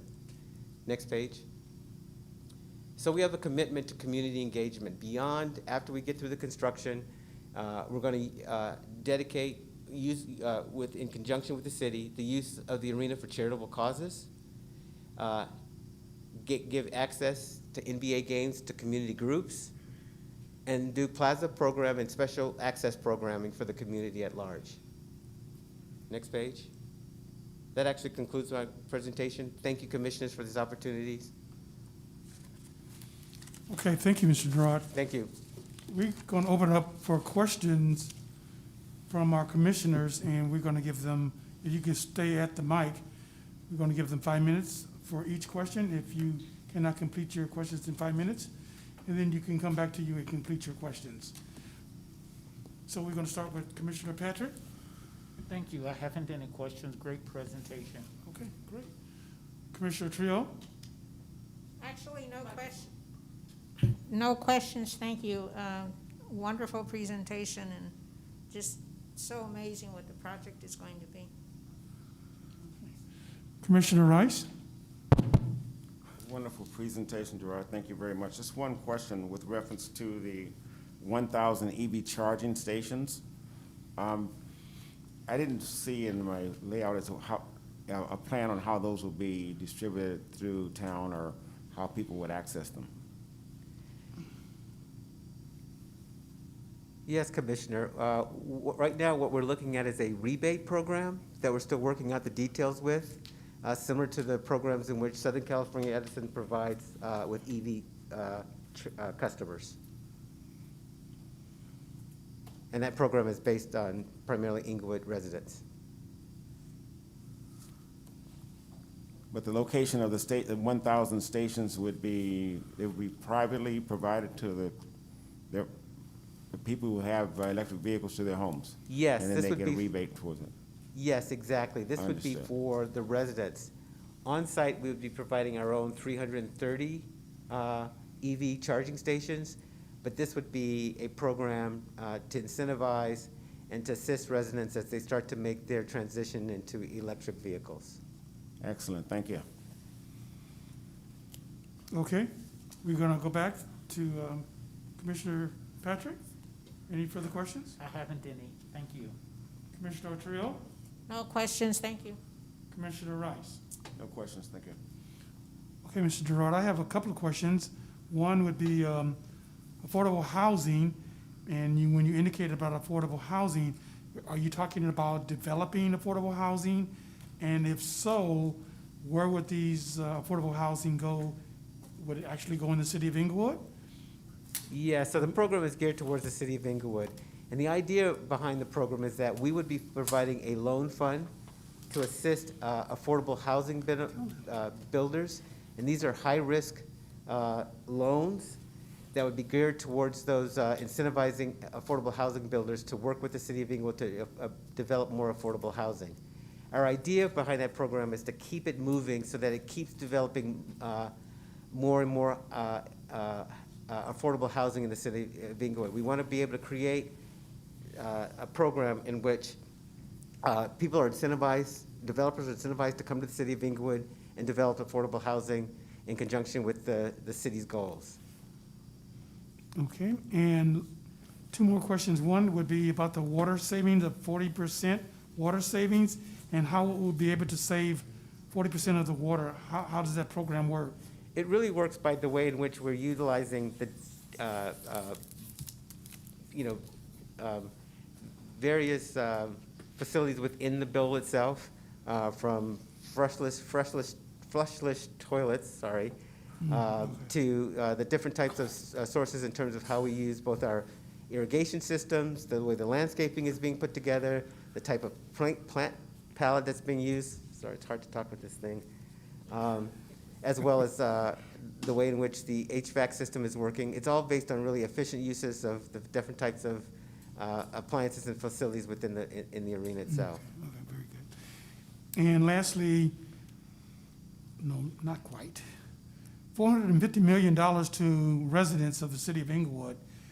Now, how does this particular program work? Are we talking about $450 million for residents for improvements on their properties? How does this $450 million actually work? Yeah, so what that's referencing is that it's what comes in terms of property taxes, sales tax, emissions tax, all the various different taxes that come along with this type of development. A big portion of it is property taxes, which again, right now, the property is not generating any property tax because it's vacant.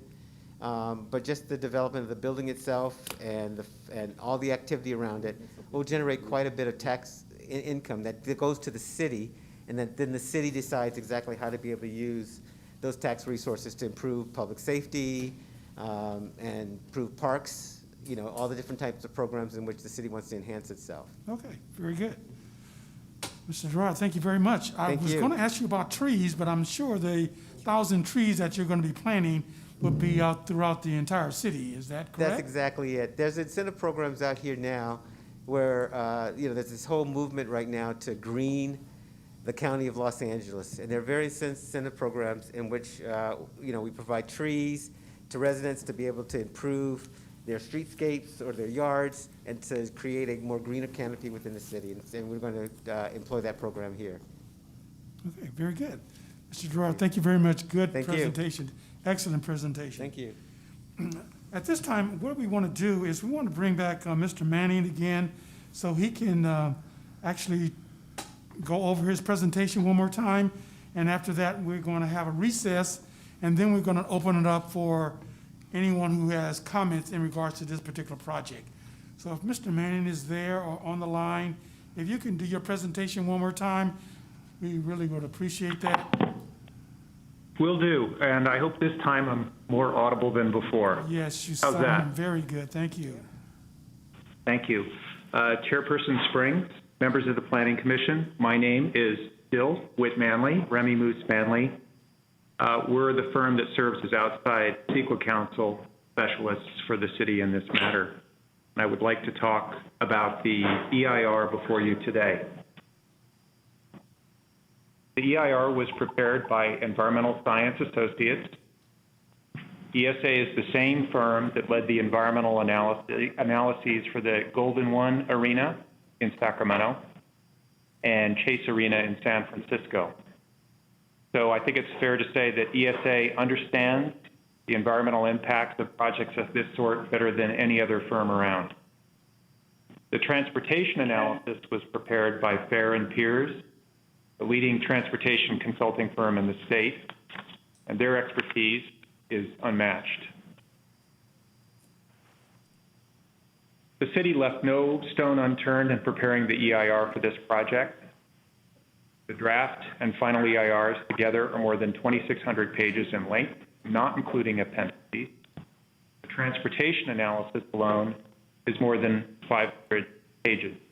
And as Mr. McCallum mentioned, it looks at various scenarios involving the project at different times with different events, concurrent with events at the Forum and SoFi Stadium. So it is a very thorough analysis. Although the EIR contains a lot of information, it's written in a straightforward, accessible style. It has an executive summary. The document is very easy to navigate. Someone interested in a particular issue will be able to find information on that issue without difficulty.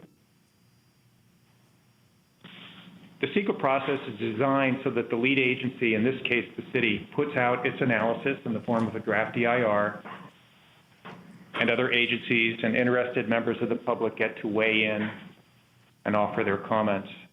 And here, the city took an unusually comprehensive, active approach to soliciting and responding to comments.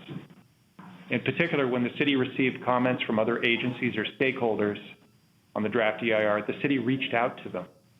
If you look at the final EIR, you'll see that the responses to comments often reflect follow-up meetings with these commenters.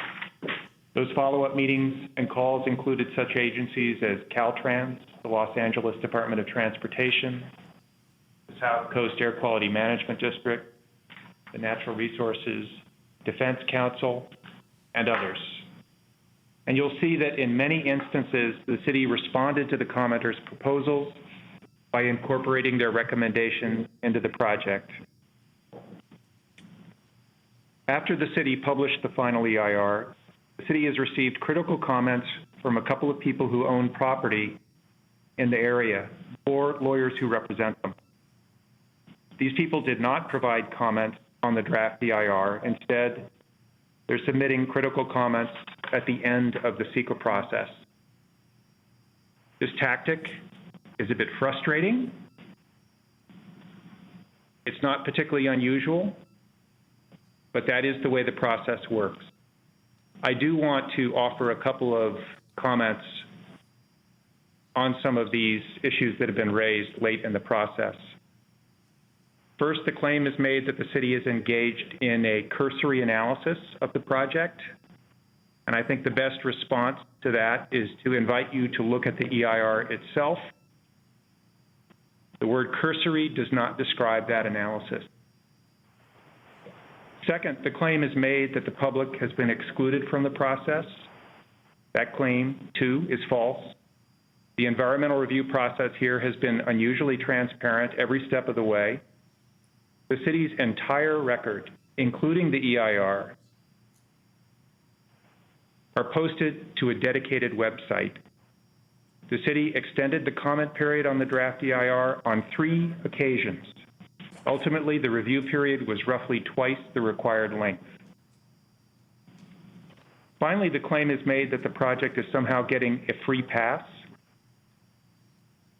That claim, in my view, is not correct. The project is subject to an extensive list of mitigation measures, conditions of approval, and design guidelines, all of which will be monitored and enforced by the city. And as Mr. McCallum mentioned, there is a draft development agreement before you that includes a variety of community benefits that I think by any measure is pretty remarkable. Those are commitments that go above and beyond what's required by the EIR. Now, as consultants to the city, our job is to review comments as they come in, to determine whether they raise any issues that the city may somehow have missed.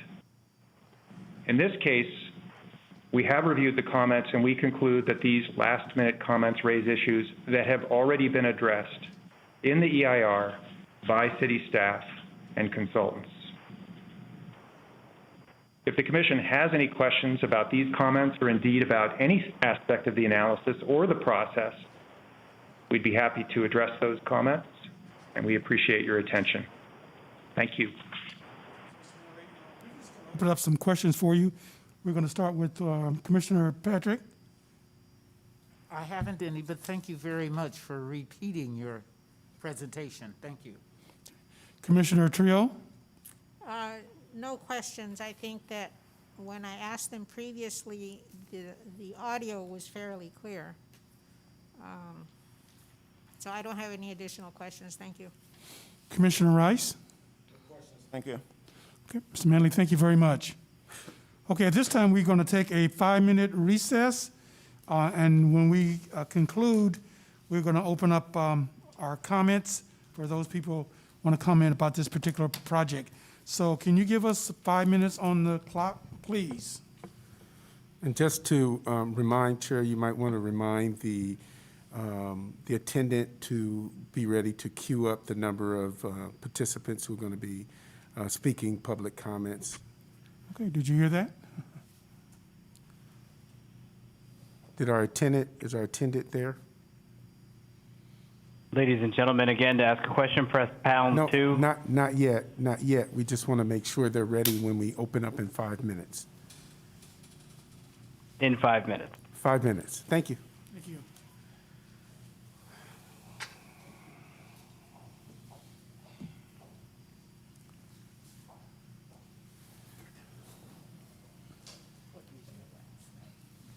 Excellent job. Excellent. Thank you, sir.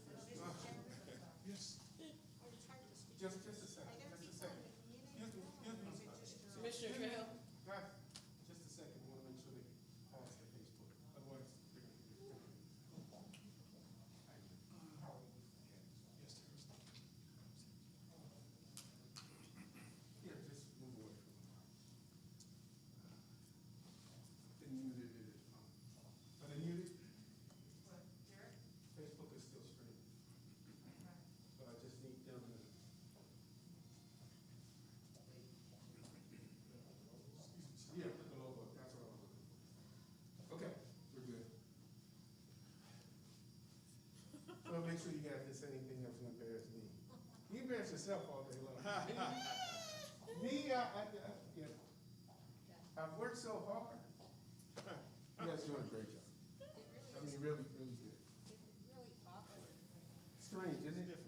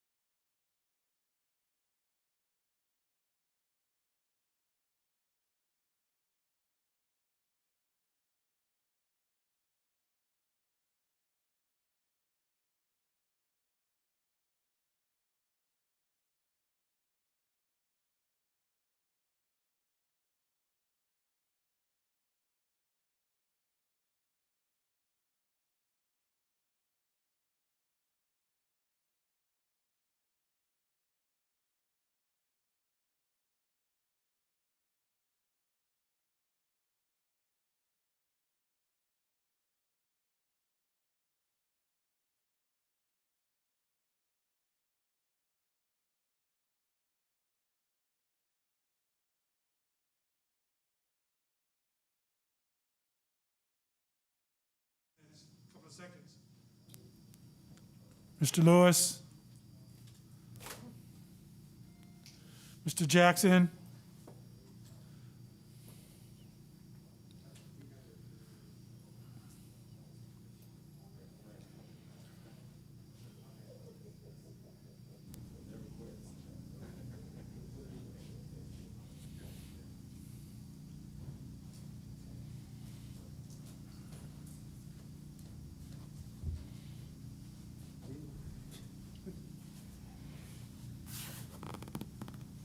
Okay, we're gonna call our meeting back to order. And at this time, we're going to open it up for anyone wishing to have any comments about this particular project. Please state your name, and you have 3 minutes to give your opinion on this particular project. 3 minutes, please. Again, to ask a question, press or add a comment, press #2. First comment, caller, please state your name and question or comment.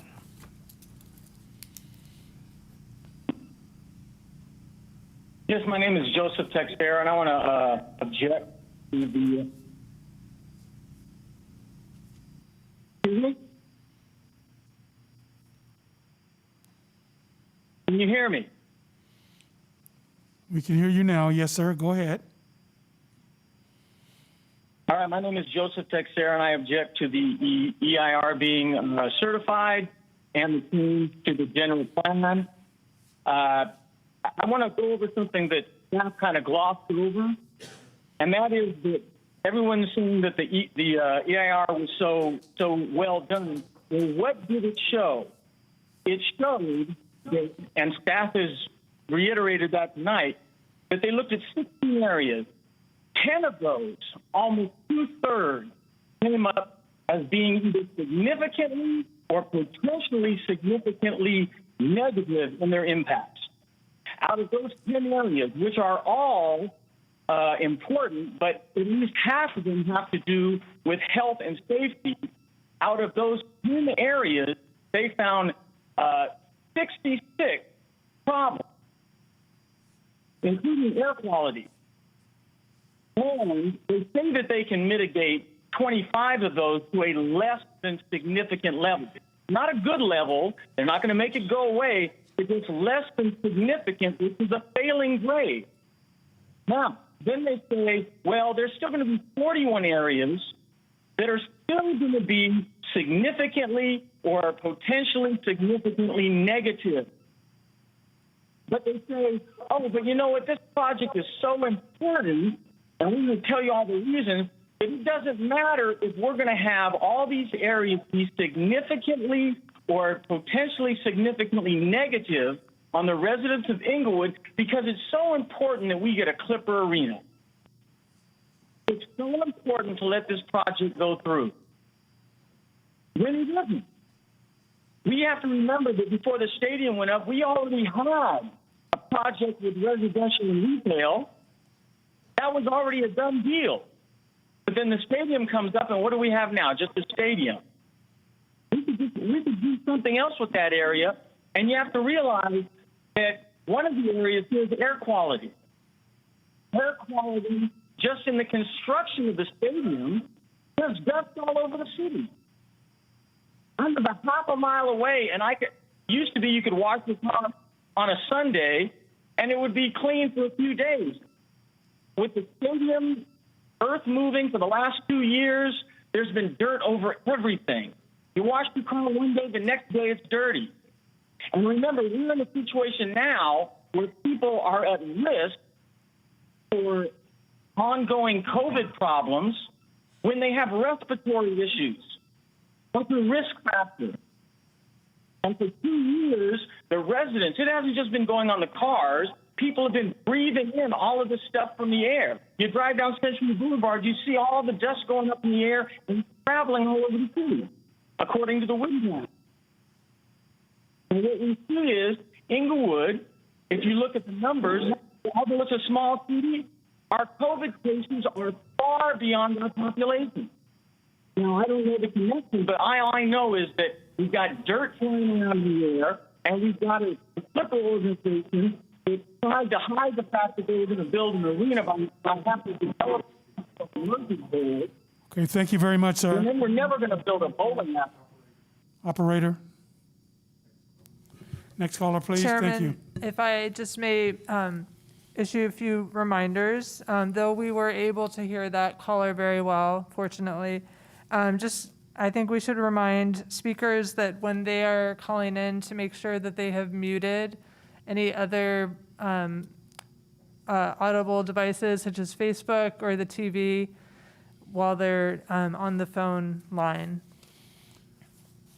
Okay, Ms. Wilcox, I'm trusting that everyone heard Ms. Wilcox, but I'm going to reiterate, if you're talking, you need to turn off your other devices so your voices can come in clear.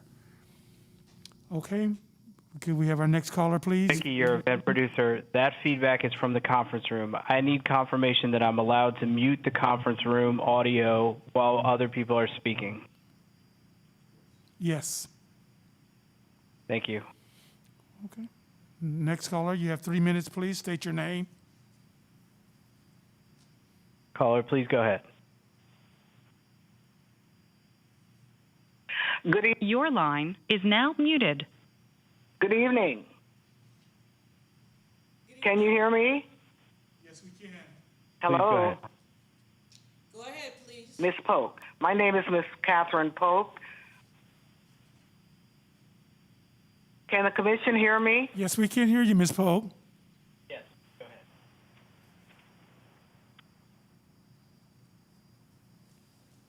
Go ahead with your comment.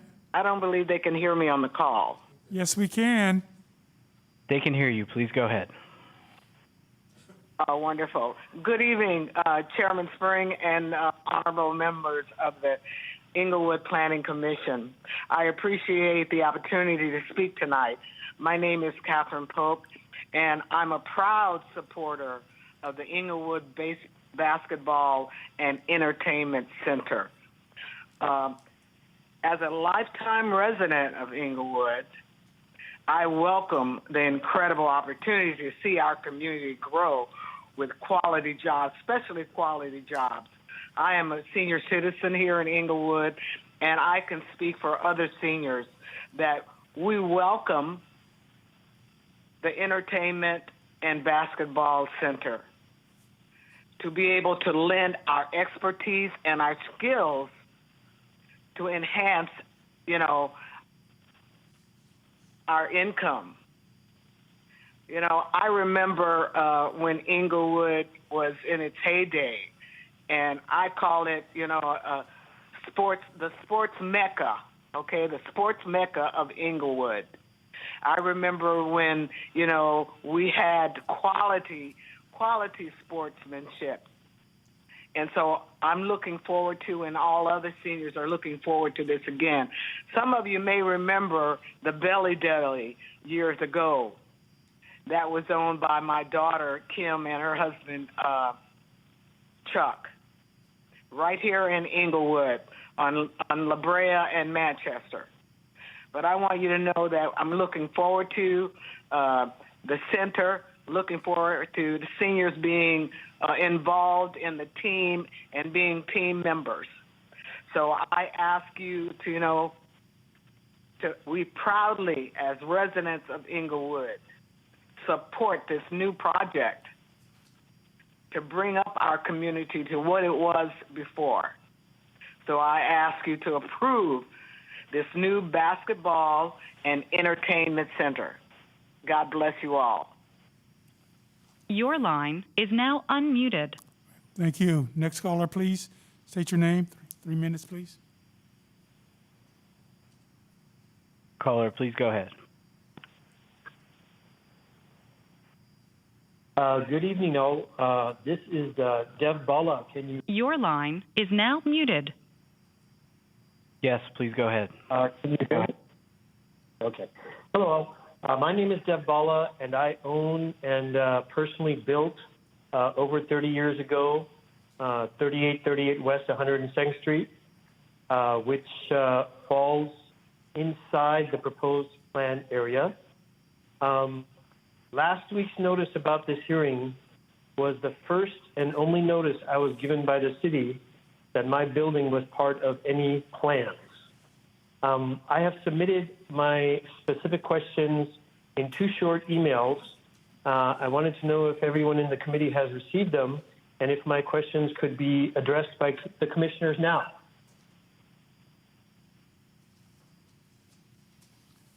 We have a 5-minute period at the end. Hello? Your line is now unmuted.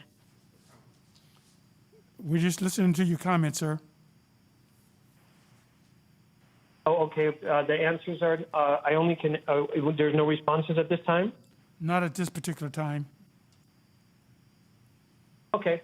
So my primary question, they are in my emails for more clarity, but there's a couple of specific questions that I have, and that is, your line is now muted. I've got any notice that my property is being involved in these plans, right in the middle of them actually, and I wanted to know how my building will be incorporated into this project.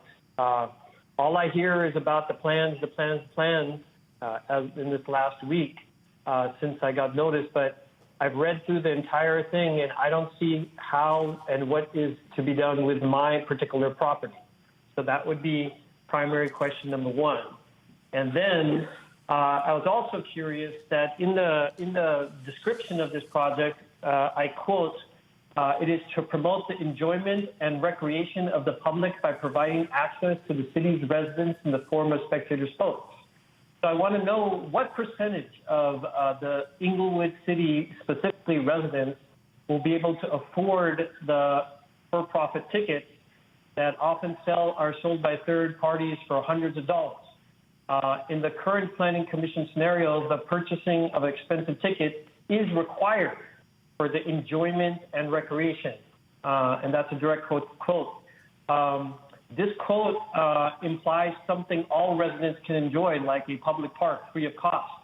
But this really comes down to, in my eyes, a special privilege as being given to a private business, and not something that all of the city's residents will be able to. Thank you, Mr. Caller. Your line is now unmuted. Dixon? Thank you, Mr. Caller. Next caller, please. 3 minutes. Caller, next comment, please go ahead.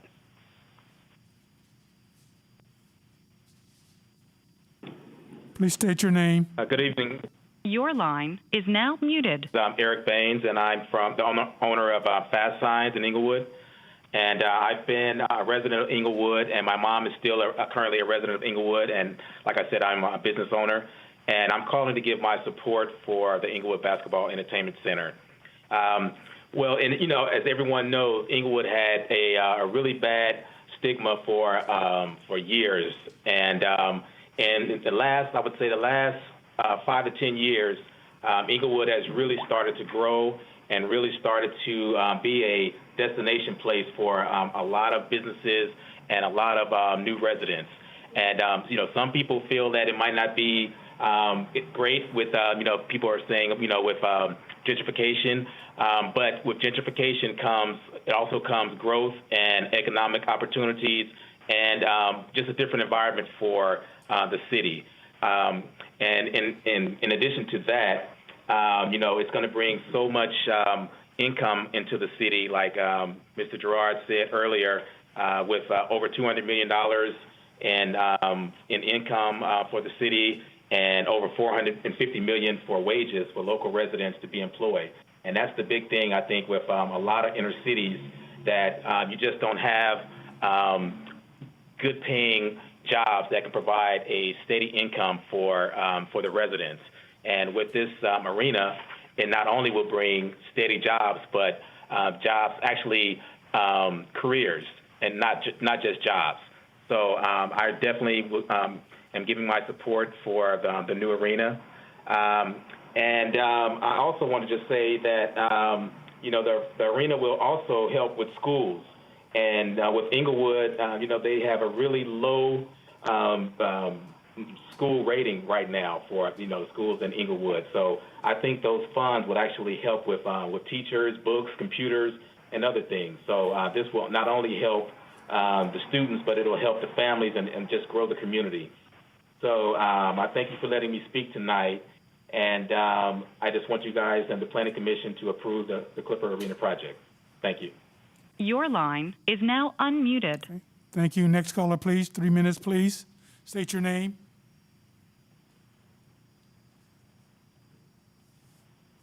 Caller, please state your name and comment.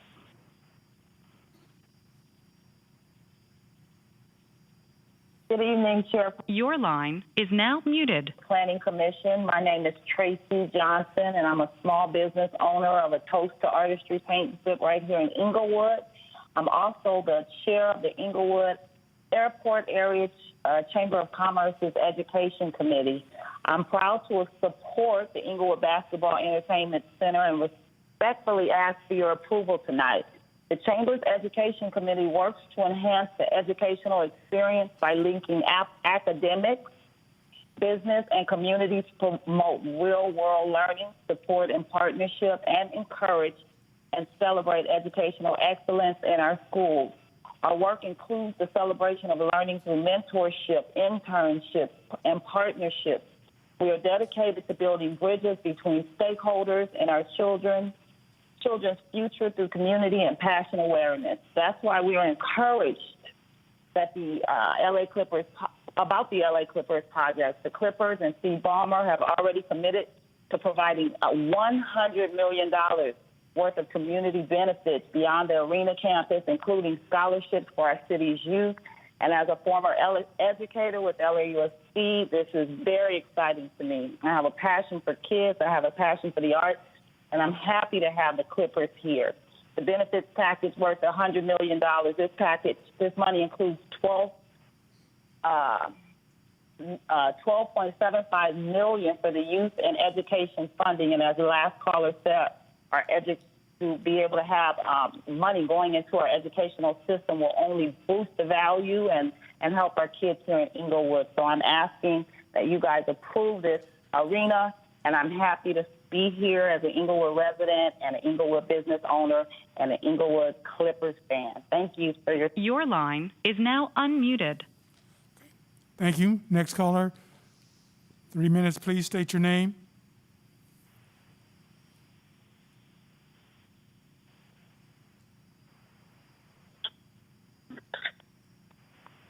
Good evening, Chair. Your line is now muted. The Inglewood Planning Commission.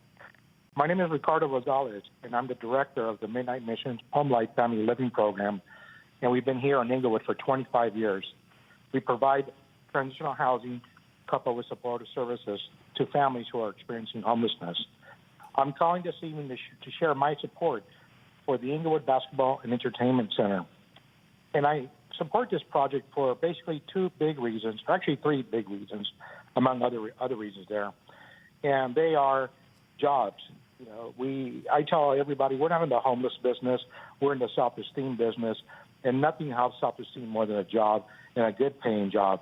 I've seen over the last couple of years a lot of folks working at the stadium and doing well, and I wish that for our families as well. Affordable housing, I've never seen a team owner put up this kind of money for affordable housing. It's of the utmost importance, especially now with rents are rising, and it's a solution to break the cycle of poverty, having affordable housing where children and youth can grow up and achieve their dreams without having to worry about where they're going to live. I also support this because of the $1 million in grants that are going to go to first-time buyers with down payment assistance, as well as help out folks who with emergency financial and legal support to prevent homelessness. I support this project because of in many ways it will lift the city of Inglewood. I appreciate the opportunity to speak tonight and respectfully ask the Planning Commission to... Your line is now unmuted. Okay, thank you. Next caller, please. State your name.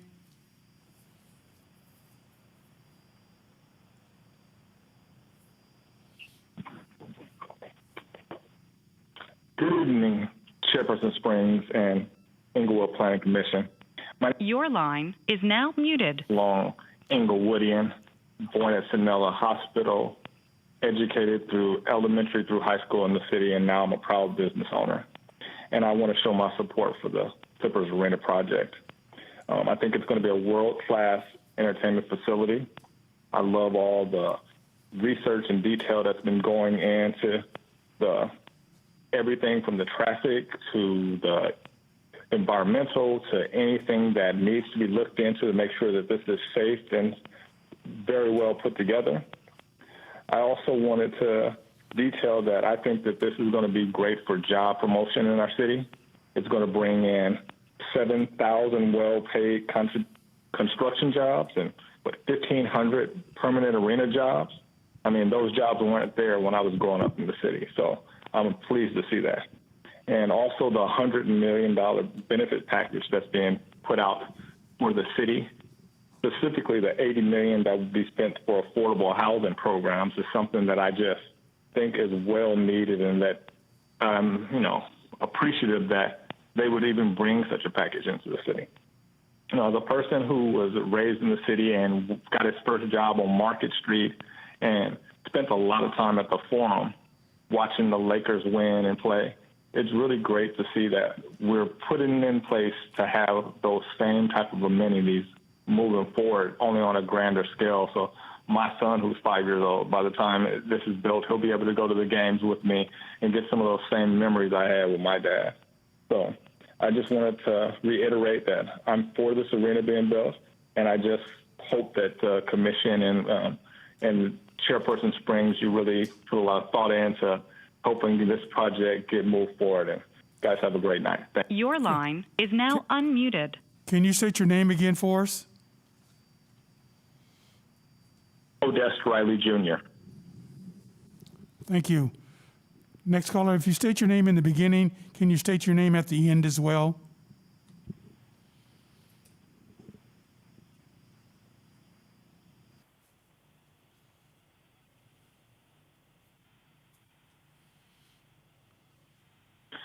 This is Robert Gaskill. Good evening, Chairperson Springs and esteemed members of the Inglewood Planning Commission. Your line is now muted. To speak tonight. I am a business owner in Inglewood dedicated to reducing man's impact on our environment. For that reason, I wanted to speak this evening because I enthusiastically support the new Clippers Arena project. For more than 2 decades, I have been in the transportation business. My company, Motive, is committed to planting a tree for every booked ride we give. We are very passionate about climate change and believe everyone must do their part to reduce their carbon footprint. Technology has the power to change the world for the better. We embrace and champion the advancement of technology designed to support environmental sustainability. This is why I am so excited for the Inglewood Basketball and Entertainment Center to be built in Inglewood. The EIR shows that the project will become one of the most environmentally friendly and energy-efficient sports venues in the country. The project has been extensively studied and provides innovative solutions to issues such as transportation demand management programs to reduce vehicle trips, and will achieve an LED Gold certification for the project. Inglewood residents deserve the benefits from this new development that provides thoughtful responses to the complex environmental challenges for our world today. Tonight, I respectfully ask the Planning Commission to approve the Clippers Arena project, and thank you. And this is Robert Gaskill with Motive. Thank you. Your line is now unmuted.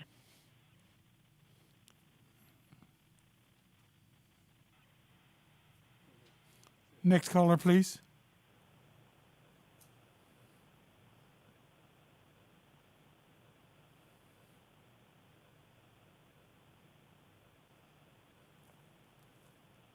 Caller, your line is unmuted. Please state your name and your comment.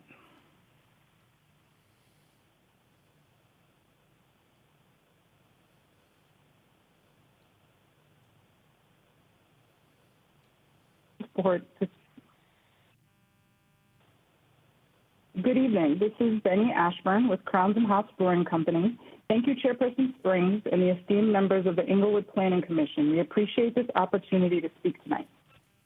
My name is T.O. Hunter, the other co-founder of Crowns and Ops, and we're excited to support the Inglewood Basketball and Entertainment Center. We're proud small business owners of Crowns and Ops Brewing Company, a small craft beer company business. We're excited to open our flagship location in Inglewood, just a mile away from where I was born at Centinela Hospital. We're so proud to be a Black-owned business in the heart of this growing community. Out of 7,000-plus breweries in the country, only 1% are Black-owned, and we're excited to grow that percentage. Our business will create jobs, provide the community with a safe meeting space, and as a part of our brand mission, we're eager to partner with our community to help lift up our neighbors. We all know that small businesses are struggling right now, and many will unfortunately continue to have to tough it into the future. But I also know that the Clippers Arena will help change that for Inglewood. The city is Inglewood strong, and we stand beside our fellow businesses and community groups as we really work to revitalize and restore Inglewood. Jobs, more money for school facilities, housing, and youth programs. The Clippers project, in our opinion, is a win. We proudly support this new arena, and we respectfully ask that you approve the project. Thank you. Can you repeat your names again? Benny Ashburn. T.O. Hunter. Thank you. Of Crowns and Hops Brewing Co. Oh, thank you. Thank you. All right, very good. Thank you. Next caller, please.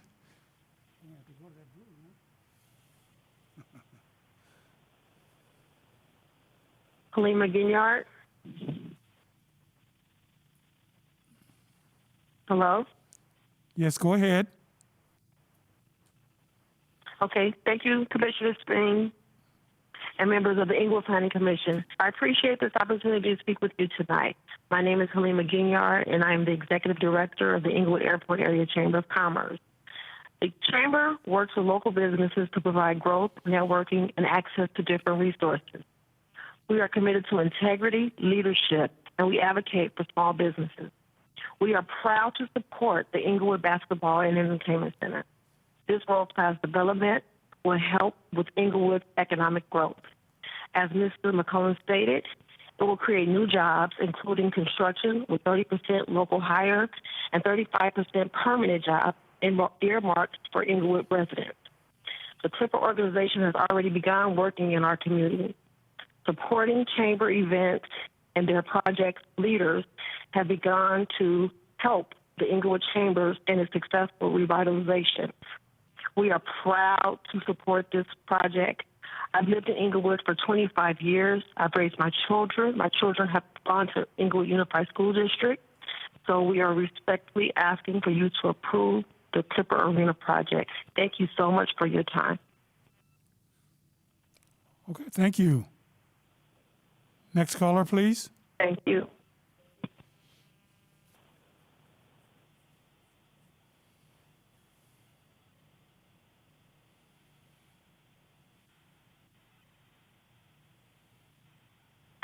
Thank you. This is Diane Sombrano. I am baffled on a certain level how anyone could read the 25 volumes that I saw in a weekend. That's wonderful. I would love to go to that same reading school. I am surprised that we haven't learned that when someone says there's so many thousands of jobs, we forget that they're full-time equivalent, which means it's 2 or 3 people going together to make one 40-hour job. I'm also somewhat fascinated that there's going to be a transit hub, but nobody knows where. The way my mind works, that sounds like eminent domain to many of my neighbors. You see, I think we're the most impacted, and none of my neighbors, as I walked around today, knew anything about this meeting. It's kind of like when the school district forgot to tell the people next door, only the people who had children in a school, that the school was going to go away. We also sit here and listen to people say that we're going to have 35% of our community is going to be the employees. If we did that, that would be called discrimination. Those are all goals. They are not realities. But if we want to talk about promises, let's talk about the ones that were not kept. Isn't that very same property some of the stuff that was going to go into making that Gosh Weenie that now police building if you'll just pass the 24-hour casino? And for someone to say, wow, you should be excited that we're going to pay property taxes, that's classic, isn't it? Because most of us in this community know that we have to pay property taxes. So I'm thrilled that they're admitting that they will. But you know what? I'm also concerned that my neighborhood, that is among the most impacted, got absolutely no notice. I'm also impressed that I couldn't get the information I needed when I tried and I called, and I know most of the numbers to call. Why wasn't it on the internet in a timely manner? This is not a first Wednesday. Your meetings are typically first Wednesdays. The IR was released during Christmas vacation. That's not transparency. It was not extended until, I think, timely after I had a hissy fit. Transparency is not what this planning commission, if it passes this tonight, is about. This is another behind-the-door operation with a bunch of the people who stand to make personal benefit disregarding those of us impacted. With regard Thank to you very much. vehicles, Thank you very much. Next caller, please.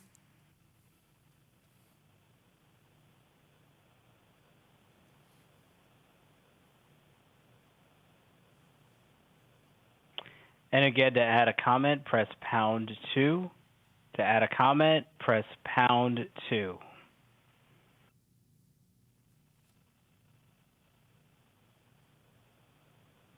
Caller, please state your name and your comment.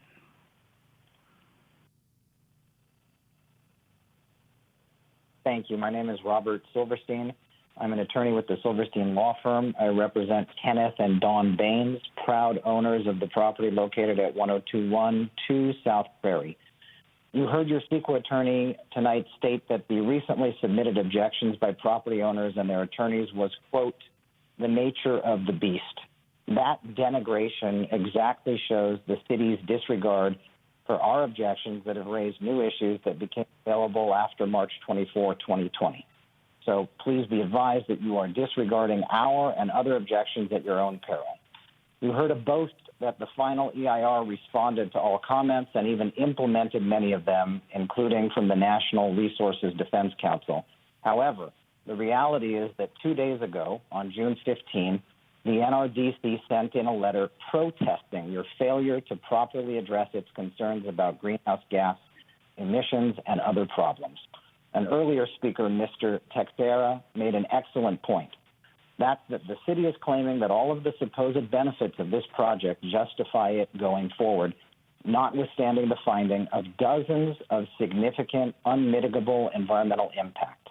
And that goes to our objection that your statement of overriding considerations is illegal, including in part because significant portions of your project fail to have an accurate, stable, and finite project description, including the undefined hotel, events, banquet, public gathering, restaurant, and its alcohol uses there. Also, the project's design guidelines allow multiple changes in the future by the planning director without future CEQA review. That runs afoul of the Court of Appeals decision in StopTheMillenniumHollywood.com from last year, a case that I personally litigated at trial, Court of Appeal, and Supreme Court, prevailing at every level. The city and the EIR here have engaged in illegal piecemealing, adoption of project components in violation of CEQA. We have raised that. In terms of illegal pre-commitment, Ms. Wilcox tonight literally started by referring to the 2017 exclusive negotiating agreement. Since that time, this project has been a foregone conclusion, and as our California Supreme Court has called it, this is merely a post hoc rationalization for a decision already made. The Court of Appeal, in one of the irate cases, was probably going to find that the city's ENA was an illegal pre-commitment to this project in violation of CEQA. And that case, although it was dismissed, those arguments are part of the record and will be raised as part of any future CEQA litigation. We've mentioned the illegal mitigation and monitoring. There's a new case that came out last week, the Golden Door case from the Court of Appeal about GHG emissions. You have not adequately or accurately. Thank you very much. That.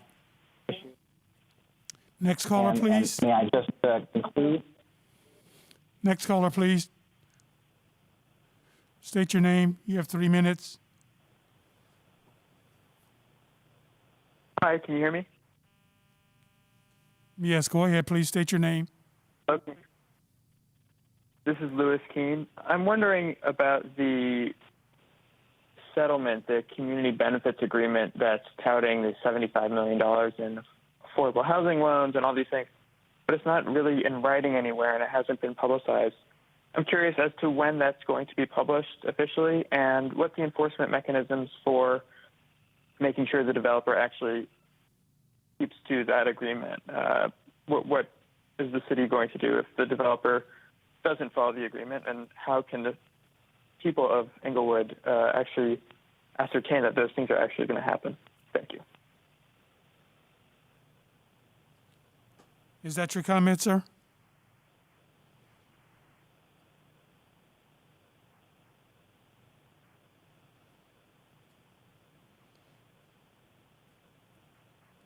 Okay. Next caller, please. 3 minutes. State your name.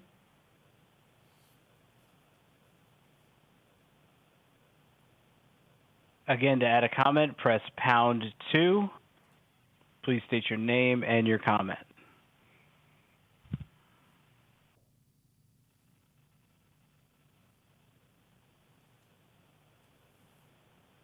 And there are no more comments at this time. Okay, thank you.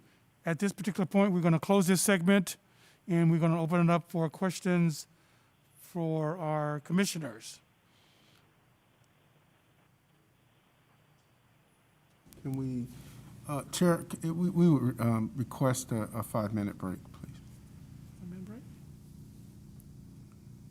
Okay. We're requesting a 5-minute break. It's a 5-minute break. So give us 5 minutes on the clock, please. 5-minute break.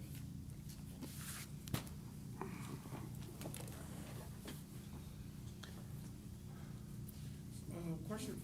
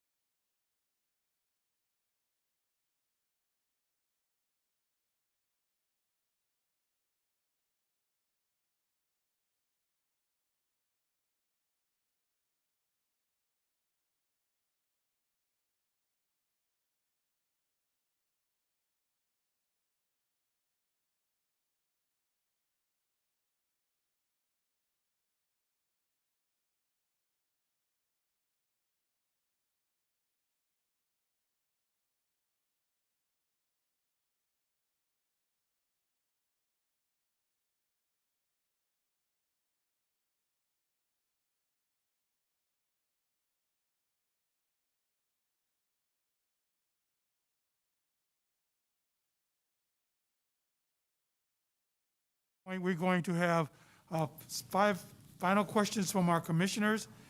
You're going to have 3 minutes on your questions. So we're going to start with Commissioner Patrick. You have 3 minutes on your questions, please. Thank you, but I haven't any questions. Thank you. You're going to yield your time to someone else? I may need it at the end. You know I like to come back. Commissioner Trio? I have no questions. You want to yield your time? Well, I'll use my time later to maybe make a comment. But, Okay, very good. Commissioner Rice? No questions. No questions. Okay, at this particular point, is there a motion on the floor? No, I'm sorry.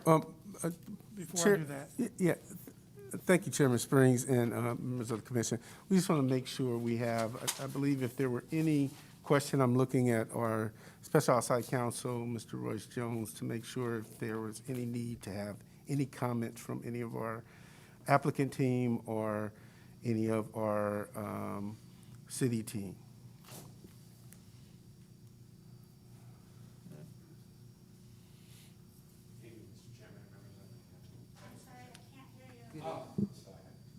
Yeah, the mics are not on yet. Mics are not on. There you go.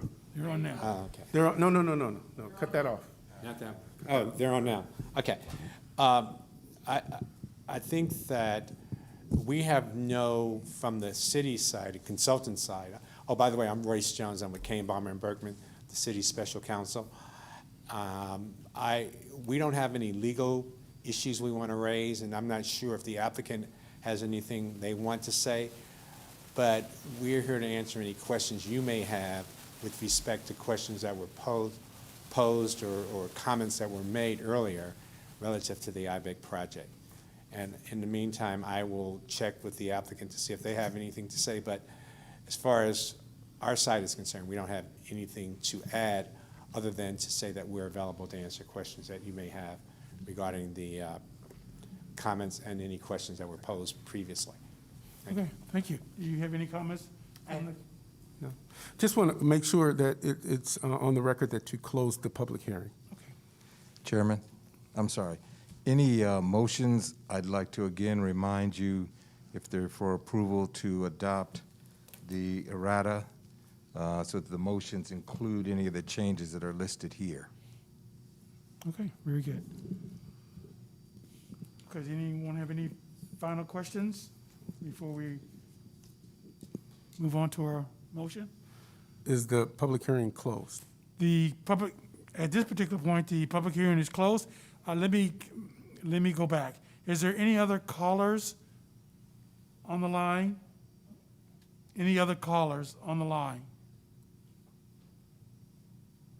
Council, if I could make a quick recommendation, because not all the commissioners are present in the city council room, I'd recommend that you do a roll call vote to create a clear record on closing the public hearing.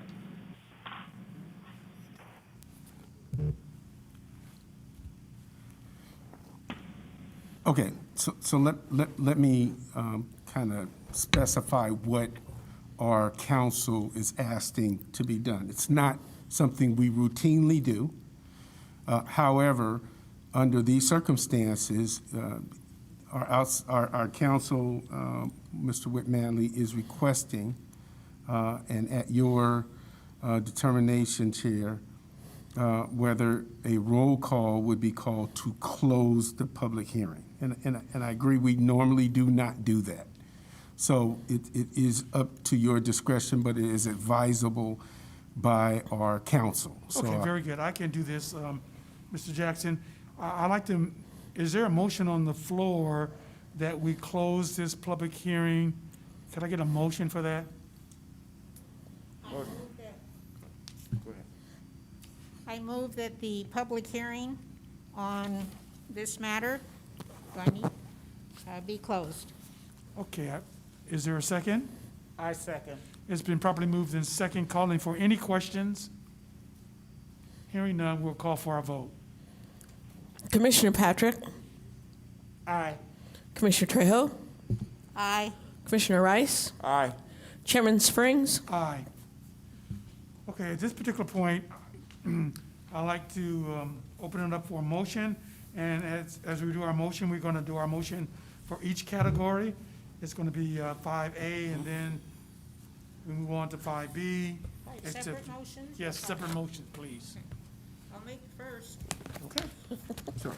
I move that we adopt a resolution recommending to City Council certification of the project Environmental Impact Report number EIR 2020045, State Clearinghouse number SCH 201-802-1056, and adoption of a mitigation monitoring reporting program and California Environmental Quality Act CEQA findings and statement of overriding considerations, subject to the errata where it applies. Second. It's been properly moved in second. Call for any questions? Hearing none, we'll call for a vote for 5A. Commissioner Patrick? Aye. Commissioner Trejo? Aye. Commissioner Rice? Aye. Chairman Springs? Aye. Is there another motion, please? I move we approve General Plan Amendment Number 2020-003, GPA 2020-003, to modify the land use element, circulation element, and safety element of the Inglewood General Plan with conforming map and text changes to reflect the plan for the IBEC project and including any errata thereto. Second. It's been properly moved in second. Call for any questions? Hearing none, call for our vote for 5B. Commissioner Patrick? Aye. Commissioner Trejo? Aye. Commissioner Rice? Aye. Chairman Springs? Aye. Is there a motion for 5C? I move that we adopt a resolution recommending approval SPA 2020-001. I second. Before we second, we have to go to mitigate the Inglewood. We need to finish that one. You need to finish 5C, please. 5C.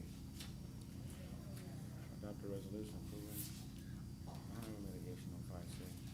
To amend the Inglewood International Business Park. Well, we can go specific plan to amend an international business, specific plan to amend number 2020-001, SPA-2020-001, to amend the Inglewood International Business Park specific project to exclude properties within the IBEC project site from the specific plan area. I recommend that we adopt this resolution, approval for SPA 2020-001. I second. I'm Been sorry, properly Chairman. moved in I'm sorry. Did that motion also include any relevant errata? No, it did not. As well as any relevant errata to this particular Thank you. item. I second. It's been properly moved in second. Call for any questions for 5C? Hearing none, we'll call for our vote. Commissioner Patrick? Aye. Commissioner Trejo? Aye. Commissioner Rice? Aye. Chairman Springs? Aye. Is there a motion for 5D?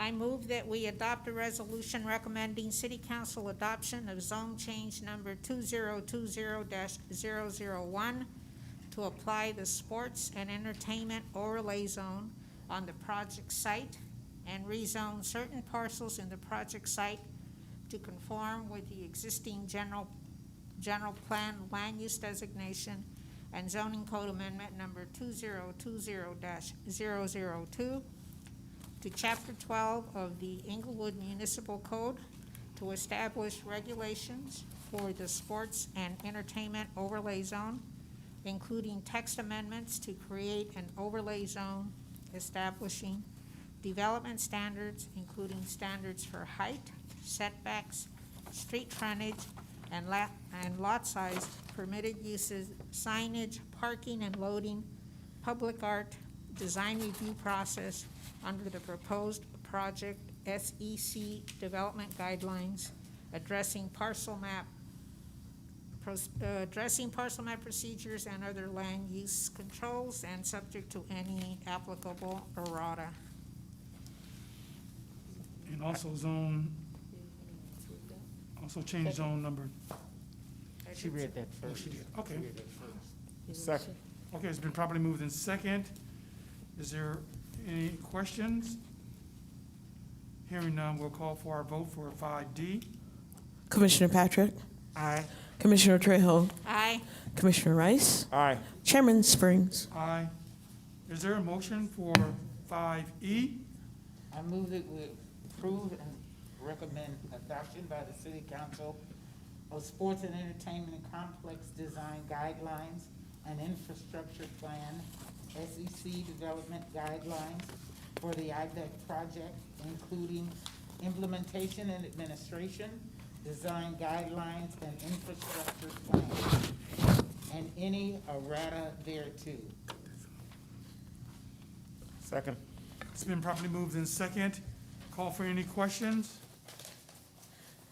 Hearing none, call for our vote for 5E. Commissioner Patrick? Aye. Commissioner Trejo? Aye. Commissioner Rice? Aye. Chairman Springs? Aye. Is there a motion for 5F? I move that we adopt a resolution recommending City Council adoption of development agreement between Murphy's Bowl LLC and the city for the development of a sports and entertainment complex addressing community benefits and vesting entitlements for the project and any related errata. Second. It's been properly moved in second. Or is there any questions? Hearing none, we'll call for a vote for 5F. Commissioner Patrick? Aye. Commissioner Trejo? Aye. Commissioner Rice? Aye. Chairman Springs? Aye. Mr. Jackson and Ms. Wilcox, we have somewhat concluded this particular portion, and the commissioners have approved this particular project from 5A to 5F.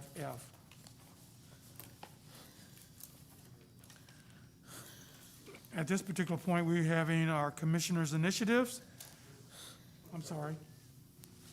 Chairman, would like to note that there's no appeal process for these thank you. decisions. These actions will move on automatically to the City Council for their consideration. Thank you. Okay, we'd like to open it up for our commissioners' initiatives. If you have initiative, you have a 3-minute period, so if you can give us 3 minutes for each commissioner, and if you run out of time, then you allotted another minute to give your initiative. We're going to start with Commissioner Patrick. Thank you, Mr. Chair. I have no initiative tonight. Thank you. Okay. Commissioner Trio, No initiatives this meeting, thank you. Commissioner Rice, No initiative, just want to thank staff for a very, very thorough job. This has been excellent. Ditto. and mine is the same. You did an excellent job from Mr. Jackson to Mr. Jackson to Ms. Wilcox, and of course, our counsel, Mr. Lewis, who kept us in line. He didn't have his whip on us this time, but he kept us in line. And to all other staff, including those that punch holes in papers and put them in notebooks. Absolutely. I admire that. Absolutely. And I'd like to say Happy Father's Day to everyone that's right. tonight. Happy Father's To Yes. all of you fathers, particularly my great father, who, may he rest in peace, Mr. Haywood Patrick. Okay, very good. And I'm going to close the meeting by saying again, Happy Father's Day to our fathers and also to our general public, our residents of the city of Inglewood. We need to be safe. If you have a mask, put it on. Social distancing is important, and just be safe. That concludes our meeting. You're adjourned. Thank you.